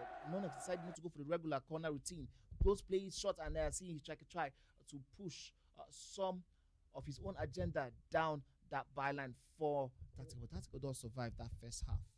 Wow, we do get some updates on this one. Wow. Khalid certainly flying. It is Team of the Year Peanut artwork. Wow, it is indeed looking like a one-way affair in that one. I said both of them don't have a single win. Khalid just having a single point in this league, and he's got hopes of making top 8. This is a game he's looking at as a game that he could potentially secure some points from. Everything is happening down here inside our Game Evolution Studios as we speak. The interesting thing about that goal, the third goal that just went in, was that they all look alike. The same goals have gone in from the man Khalid. He has had the same finesse down the left of the goalkeeper. Wow. Impressive stuff. I mean, that nearly doesn't look like is in danger of being blown out of the water, just like it might look like here in the game between King Nonex and Tactical. If King Nonex can get this goal in, then it will be the third lead that has been blown out. But he does survive that one. And very interesting cross that is, don't you think? Decisions are really important. And I feel that for 9-minute house, the fact that it's so long makes you doubt yourself at times. I think for Tactical, the main problem is the fact that even 3 goals up after 20 minutes, you keep doubting yourself. And you look at the clock, it's just 20 minutes gone, and you know it's a how whole much time lot. is left. You can still doubt yourself and still just ask, can I hold on to it? And maybe that's what has caused them a couple of problems. For Kinonex, though, it's just been one thing on his mind: attack, and he has indeed brought him back into this one. He hasn't completed the job yet, though. As now we see Tactical on the break. Right now, Kinonex, he looks like a man on a mission. He's winning all of the loose balls. He's pressing for all of those 50-50 balls, and he's causing Tactical so many problems as we speak. There goes Kinonex once more. Peanut will send the runner. Know how quick he likes with his offensive build-up as you lose possession of that one. Keep note of the midfield battle. You see how now both of them just can't keep a hold on to it. Tactical, great turn! I love that turn. I thought he was going to go for the near post finish, but this is even better. Sherlyn cut that ball back to the right, and she buries it absolutely any day, anytime. He gets himself a 2-goal lead back. Now the problem is right in the lap for King Nonex here. And how can he come back again? Cut it back, and this is just as calm and as cool as you. Well, these days when you see your opponent running with his winger, you've got to start chasing early. And look, I don't want to blame Kinonex on that one because it's difficult always tracking these runs. Sometimes you might just forget and you might not just have luck on your side. But look how quick Shelly is. She is indeed a gem to behold. If you still not completed the SBC, please do so before it expires. She's certainly been the player of the day so far. Oh, my goodness. That was a very, very mean shot there. And the goalkeeper, Courtois, you know, once it gets to those near shots, he is always going to be coming on top of the action there. Here is Tactical. Very interested that as soon as the ball got cleared, there was only one player for Tactical in the other half of King Nonex. That should tell you that he's really, really conserving his body. He's trying to not overcommit and sort of blow out the lead just like he did earlier on. Nice passing around from Tactical. The last pass into the 18, just letting him down a little bit in terms of the action. Wow. This one unfolding pretty nicely, setting up for what could be a blockbuster final 20 minutes in this game. Great interception from Tactical. He's now getting into the fold defensively at the start of the second half. It looked clearly like Kinonex was controlling affairs, but I like how composed Tactical has been. He's weathered the storm pretty well, and now he could be on the verge of finding one more goal. If he finds 5, Kinonex could certainly be in trouble. Neto will find Peanut this time. Lavelle, just one pass too many on that one. And now, crucial stages we go into. pass after pass after pass after pass, we do talk about how very, very important and key it is in terms of creating chances, creating spaces, and causing problems for the opposition. Right there, we did nearly see that one being used to deadly advantage. But I think he has to go back to the drawing board and quickly reset. Again, this is 5-1, as we can see on the scoreboard. Khalid, it looks like it is going to be a total blowout in that game against Flick. Massive performance from Khalid. He will be somebody who was disappointed the way he started, but clearly he's a man who has got his eyes set on finishing top 8, and that one, if he's able to secure it, will be his first win of his National Esoccer Pro League campaign. Vitinha, 4 shilling. Now Tactical is playing in the perfect way if you're playing against somebody who's in red hot form like Konex. He's where he wants him to be. Konex will start committing, but he'll start panicking with 20 minutes to go, especially if he can't score goals now. And all Tactical has got to do is put on a defensive cover. We know it's difficult to do. Just offside on that one.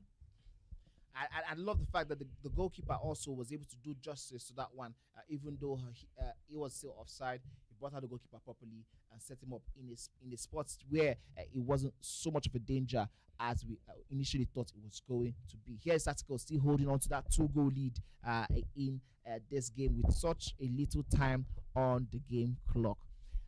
A lot of conversations being had by the coaching team there, Boyd, with his man, King Nonex. But what matters at the end of the day is what happens once that game begins.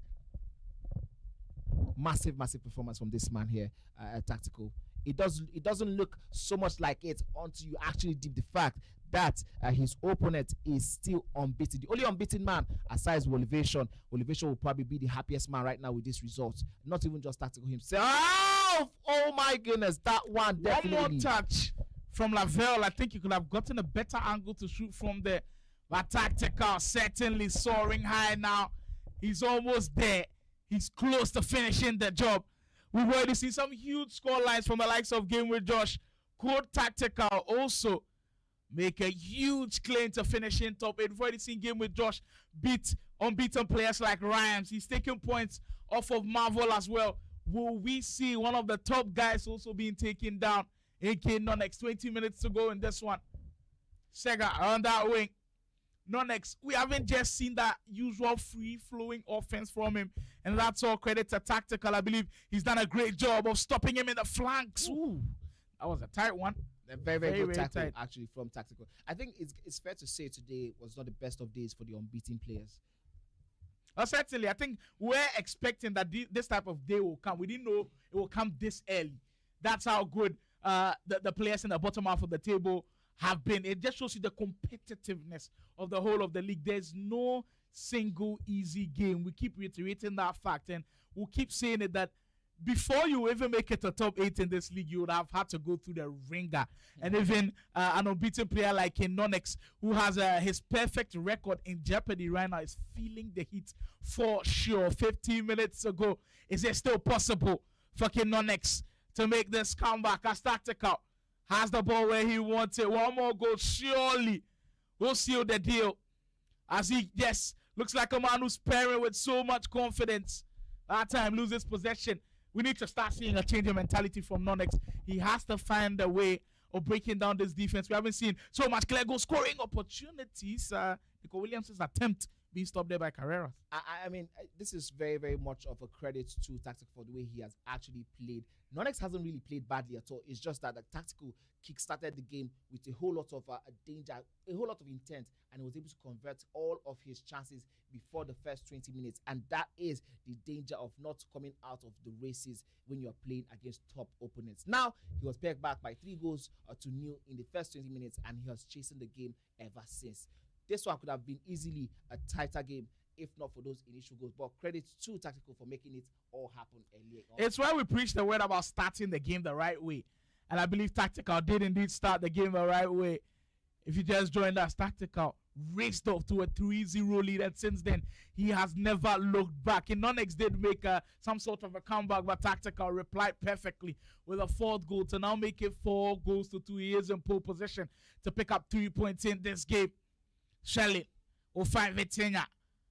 Lavelle Tactical surely taking time off the game clock and making sure he's keeping Konex on his toes. He's keeping him very, very honest. That is where he'd won the ball. Absolutely. That is actually an advantage for Tactical because he was able to hold on to the game ball, the match ball for a very, very long time while taking time off the clock. Now, all he needs to do is reset. If he can get himself another goal, that will be fine. As long as he doesn't overcommit and he'll get punished, just like on the transition we probably might just see right now. Talking about that transition, here's King Konex refusing to go out without a fight, trying to force the issue right now. Here is pass to Pina, pass to Shad, and then Bellingham also looking for that pass. Decides to turn around. Why? My goodness, overthinking sometimes. Sometimes the obsession with that finesse shot comes into play. But you can't blame Konex at times. It's just that it's so overpowered that you believe that every single time that you turn, it will give you a stronger opportunity of scoring goals. Musiala, it's now or never for Konex as he gives it up one more time. And there's the demeanor on his face right now kind of slowing down a little bit, giving us an idea that potentially Tactical might have just sealed the deal. Nico Williams Jr., all hopes not lost. Lofted pass into space. Konex needs a goal and he needs it now. He cannot afford to take some time off the clock. Great pass into Shada. If Tactical can make one more defensive stop, it could be interesting. With 1 minute to go, Konex though finds a way back. Will we see one more goal going from him? And immediately we head into the pause. I think people's blood will be boiling. The heart beats rates will now be going a little bit faster.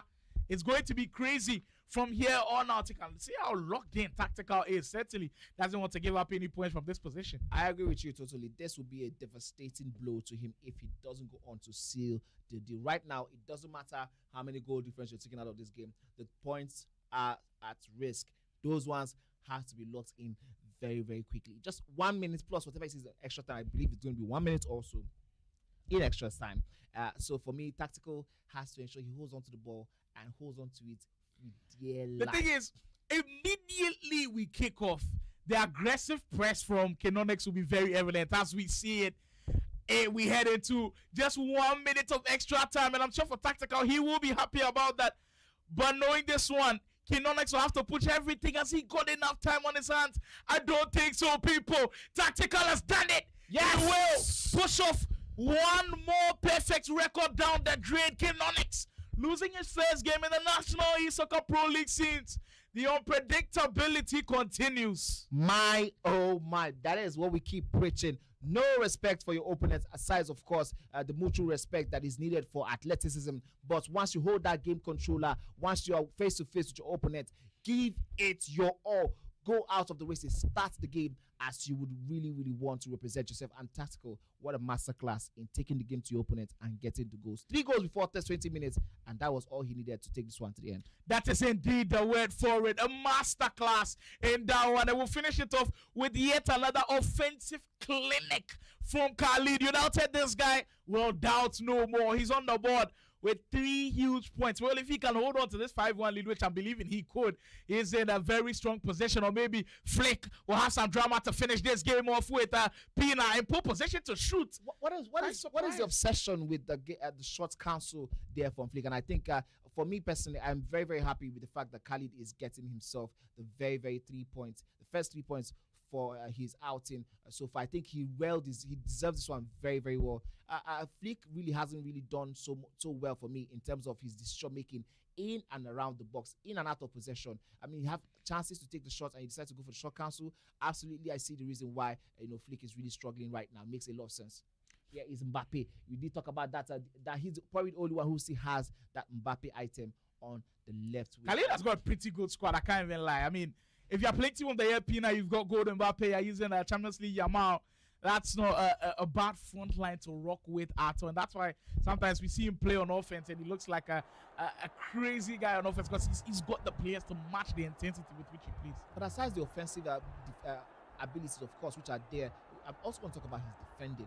It's really, really pretty good. And we did see that against King Konex yesterday where he really, really defended properly and was able to contain every single thing that King Konex threw at him. And I think after this competition, everybody's going to begin to look at Khalid differently. prior to this competition, the whole conversation was that he's just a streamer, he's a content creator. He really doesn't know a little bit about the whole. I don't think people really rated him that much, but now with the performances he's been putting up back to back after week 2 and probably beyond, we will now definitely be looking at him differently. Certainly. The drama certainly kicking in now. We've had one more perfect record go down the drain. So now it's just one left with Elevation, who doesn't have a game today, still chilling at top spot, and he will secure top spot going into it. Khalid, surely with the icing on the cake, team of the year, Pina to do it.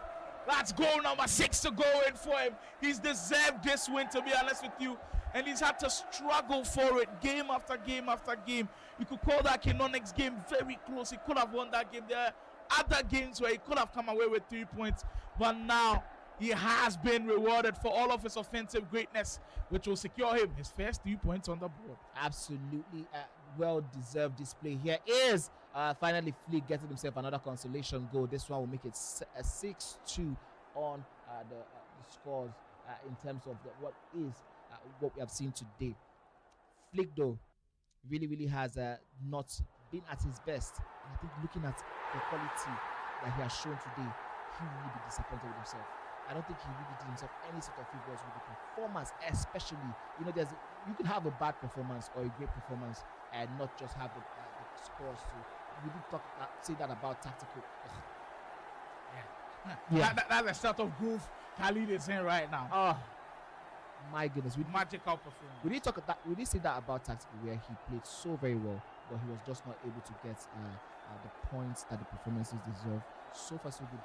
Fleek has not even played well at all, so there's no way we can say he deserves any sort of points for any of the games he's played. Look at this one now, it might just be at 8 if this one goes right in.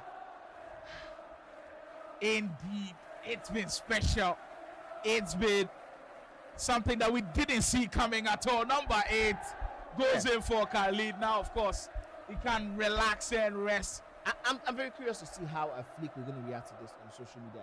He's been known as one of those who is very vocal on social media, about gaming, about his abilities, about what he wants to do with the gaming stuff, about the challenge that this one has. But let's see what this will look like for Fleek after such decimation. Day two's been pretty fun for week 2. I think it's certainly given us so many shocks. The fact that GameWithJosh is coming out of today with 6 points, Guru's performance against Dracarys, tactical against Konex. I think if we're going for... Oh my goodness. This is a masterclass in tearing your opponent apart. This is a masterclass in shaming, in totally decimating your opponent and sort of breaking down his confidence levels. Wow. Khalid showing that his heads and shoulders above his opponents here in today's game. 9-2. It might just be 10. It might just help him out. We did talk about how very important it is to get all the... All right. There you go. There you go. The signature finesse from Pina to lay down the marker. That's 10 goals for Khalid. Impressive display, impressive showing to put him now on 4 points in the league. And for Flick, the misery continues. It's just 2 weeks into the league. And my oh my, we are seeing so many changes to the leaderboard. What an excellent week we've had. Yes. I think if we're looking at some of the best performances, we've got to put the top ones out there, especially with the likes of Tactical beating Konex, because I feel like nobody saw that one coming. GameWithJosh against Rhymez. Maybe we saw that one coming a little bit because of how GameWithJosh played yesterday against KK. GameWithJosh against Marvel. Like there's been so many performances that you look back on and say those were spirited performances. Yes, those are well-deserved performances also from the players, especially the one we just saw right now to wrap up the action for today. That was Khalid versus Fleek. Tactical also versus Konex. An absolute masterclass. He held on very, very tightly for that win. That was a very tight win. I mean, I don't think there was any tighter win we have seen on stream today than that one. Tactical doing his best to ensure that after today he has another huge 3 points. He's taken off 3 points from Konex, but he's added it to his tally. I'm pretty sure by the time we look into the leaderboard, we're going to be seeing a totally different story from what we did see yesterday. Certainly, we came into today with a couple of players being unbeaten. Elevation was unbeaten. Konex was unbeaten. Rhymez was unbeaten. KK was unbeaten. Yemi also was unbeaten. Yemi was unbeaten. All of a sudden, some of the unbeaten records have clearly been slashed down. We only have one perfect record remaining. Elevation with his 5 wins still intact. All of a sudden, Konex dropping games. Rhymez dropping a game as well. Yemi kind of showing that he can't keep that consistency going. Marvel, who had an excellent start to the league campaign, everything changing now. Yeah, I mean that was a very very interesting aspect to the game. And talking about that Yemi's consistent move, he's doing his best. You know, he's not one of the players who has done so much so loudly, but he has ensured that he has maintained his position. I'm pretty sure by the time we're looking at the leaderboard, he's probably climbed up a little bit higher, and that's what he needs to keep doing week after week, day after day, ensuring that he keeps climbing up higher. We didn't get to see Badji Senior on the stream today because unfortunately he could not make it to the tournament today. That means that he had 2 walkovers. I believe for Mr. Oga and Elevation. Yes, absolutely. So that means that Elevation has also extended his winning perfect streak record to 6 out of a possible 20. That's a mad one for Elevation as he fires on, especially with guys below him dropping points. That will give him so much boost heading into week 3. There's still 5 more weeks of this action to go. We told you that this wasn't just packed with brilliant gameplay. We told you it was packed with entertainment as well, and I hope you've been entertained. Absolutely. It's been packed with drama. It's been packed with just some players showing that they've got the resolve, they've got the resilience. You can tell that everybody wants to make it into the elite leagues. It's not easy at all here, and I like the fact that everybody did have a chance. Let's go through how today has been. It's been an excellent day so far here on broadcast. We did have that perfect start, that big game. GameWithJosh versus Rhymez, and GameWithJosh certainly laid down that marker with a 5-3 win against the OAS Esports, man. And for Mr. Oga, he needed 3 points on the board, and he started perfectly. 6 goals to 3 against Simply Uzo. Yemi, the way he started, clearly showing that he could be a contender for top 4 finish later on when we are concluding the league. Picked up a 7-3 win against DadaBoy, and of course KK continuing the streak with that 6-3 win against Bright. Can you notice that all of the games we did had, the first 4 games had 3 on them. 3 was a 5-3, was a 7-3, was a 6-3. But when we went into the second round of action, we did have GameWithJosh beat Son of God by 4 goals to 2. Rhymez beats Bright by 5 goals to 2. Dracarys, we did see that one on stream, totally blown out of the water by Guru, 6-1, while Son of God was able to find that a well-deserved 3 points against Baloke. Baloke is one of those who is still struggling for his first 3 points. He has lost that one by 5 goals to 3. That was what Son of God was able to win and get his own 3 points in that round of action. Oh, certainly for Son of God, he could not afford to drop points in that game, especially after how that GameWithJosh game went. That Baloke game was pretty important to him, and you could tell with the way he finished that one. Winning 5 goals to 3 is going to be pretty important. But if you look at across those fixtures, the most shocking one, Guru versus Dracarys, we had predicted it was going to be a very tight one, way close. And after the first half, you'd think that it would have been a little bit closer. We go into the next round of action where we just saw tactical breakdown Konex in a masterful performance, making sure he scrapes off that perfect record. Also elsewhere, Khalid making sure he puts on an offensive clinic, we'll call it, 10 goals to 2. I mean, so far, I think the highest scores that we've seen in the game says Konex 10-0, and also Khalid winning 10-2 against Blaze as against GameWithJosh also ended in a 10-2. 10-2, that exactly. Was the first game for the competition. Yes, that was the first day, week 1, day 1. Blaze did find that 10-2 win over GameWithJosh. So that's how it did turn out. Mr. Oga and, of course, Elevation having those 3 new wins due to that walkover against Badji Senior. And that's what it looked like today in terms of the goals, in terms of the score, in terms of the action. Well, certainly we are building out to what the leaderboard looks like after week 2. One thing that we've got to note with the league is once it starts taking shape, some people tend to separate themselves. Yeah. We keep saying it's a marathon and it's not a sprint. But one thing that you've got to notice is even within marathons, some people separate themselves. You can't be all of a sudden last from the start and with a marathon you're first. No. Absolutely. At least be in the middle of the pack fighting. Yeah. That is why I like the efforts from the guys who are in the lower bottom of the table fighting. Guys like Tactical, GameWithJosh, Bright, Khalid, all of them getting wins is important for this league and for them, knowing that at the long run in the marathon, their points that they are earning now could go a long way to help them. So even though we are saying it's a marathon, you have to be able to at least keep your head above water, because if you keep sinking, like some players are doing, Flick, his performances are sinking right now. He needs to turn them around, or else when we get to the middle of the pack, Yeah, he'll it'll be be a problem. struggling. Yeah, not just Flick, also Son of God performances haven't been great. We did think that yesterday was just probably another. It wasn't like the best of performances, but we did see against GameWithJosh, he could have picked up a point. He didn't. He did get that point from Baloke, the 3 points, but it could have gone anyway, because we did see earlier in that game, earlier on, that Baloke was leading, so he had to come from a losing position to win that one. I think for players like GameWithJosh, for players like Khalid, who all picked very crucial points, that is a huge boost for them. Let's go quickly into the comments and let's see what they are saying. All I seen that guys going crazy in the comments as well.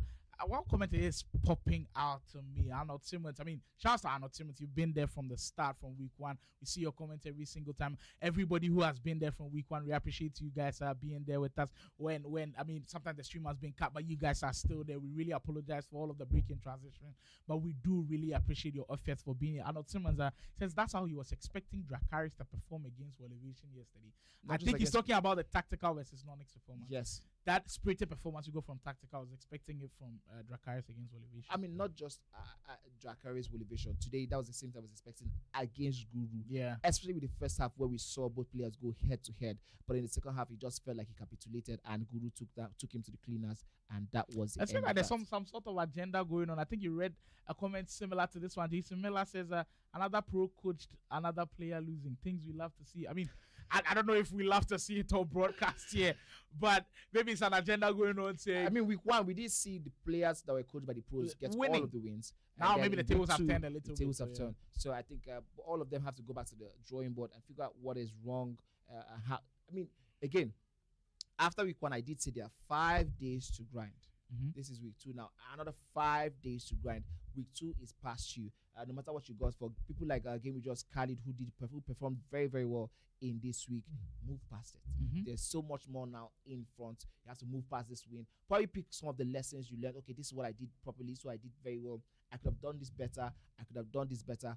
Move on from this one now. And for players like Son of God, Flick, players like Dracarys, who really didn't perform well today and this particular week 2, now they have to also take it forward and really, really start grinding from tonight, because 5 days is not enough time. I mean, it does look like a lot of time, but it really is not enough time to turn around those kind of performances from this. Yeah, huge shouts to not just Arnold Simmons. He's done a great job. He's Dante White, Jason Millie. They've been there with us throughout the whole of this. I mean, through the times where they have been breaking transmissions, you always see their comments coming up on the broadcast. We salute you all, and not just you guys, everybody who has stuck with us throughout the whole of the broadcast. Has been a marvelous journey, and we hope to carry on to the next 5 weeks with you guys. This massive broadcast powered by Kid Esports, making all of this happen.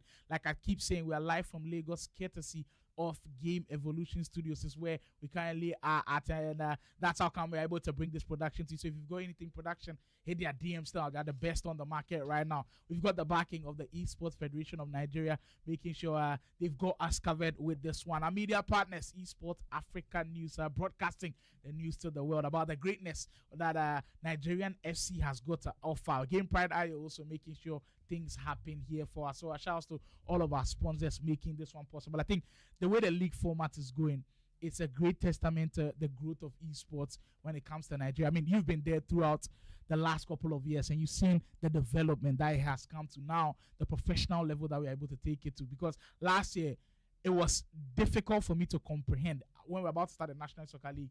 Think to myself and say, can we really pull this off? 5 weeks of just straight FC action every single weekend.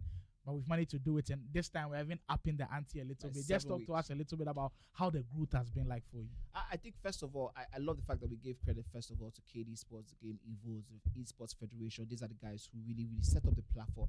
But now this next set of credit I want to give is to the players themselves, who have stepped up to the occasion. The commitment. Yes, it's one thing to give players a platform, and it's one thing for them to grab it by the scruff of the neck. And that's one thing we have seen currently by these players. They have decided, okay, you know what, we are going to dedicate our commitment to this. We're going to give ourselves to this to ensure that the product itself is worth watching. I mean, imagine this. Years ago, nobody would believe that we'll be having the type of tournaments that will be live streamed by the number of live streams we are seeing currently. We're talking about 20,000 on the streams, we're talking about 30,000 sometimes on the streams.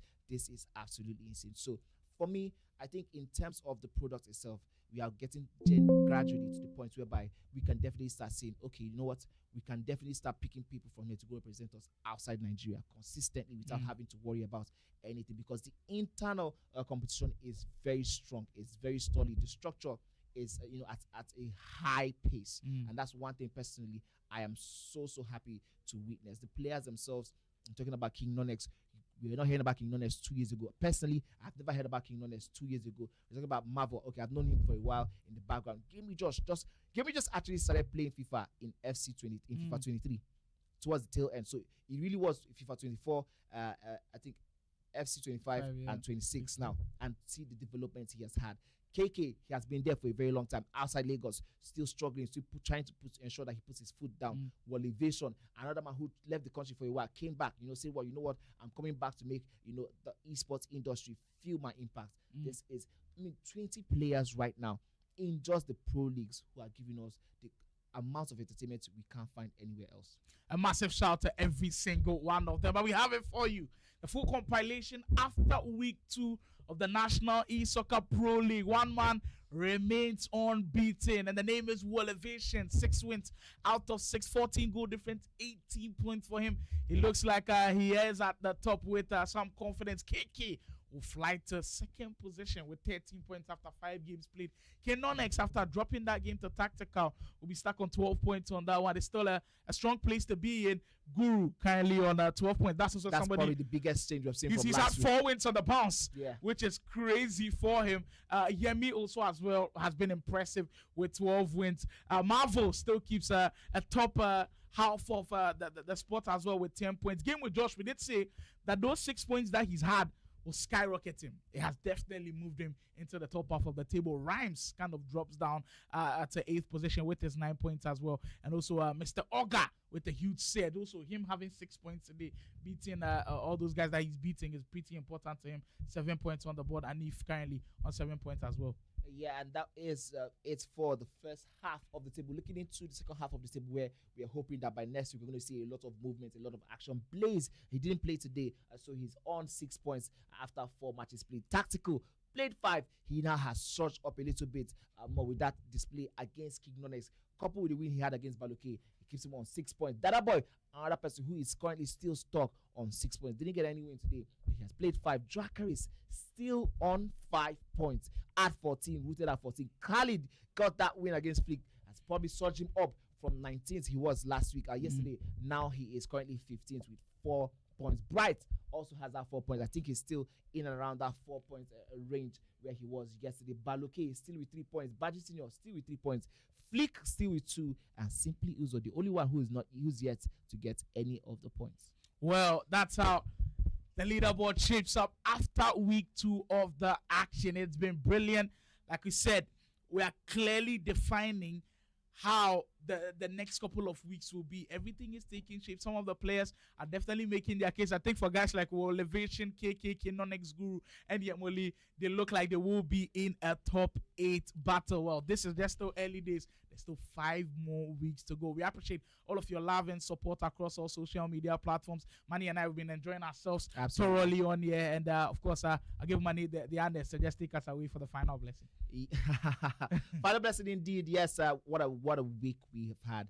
Week 2, this is day 2. It's been a fantastic one. Thank you guys for sticking with us. We've had an amazing one. So to the players who have done well today, don't forget, next week is a different ball game. It's a different meal. You have to come back to the place. We want to see a situation whereby in week 3, week 4, the guys in the bottom half of the table are really surging up to come into the top half, while the guys maybe in the top half are really struggling to maintain their lead. Lots of wins, lots of draw, a lot of talking points.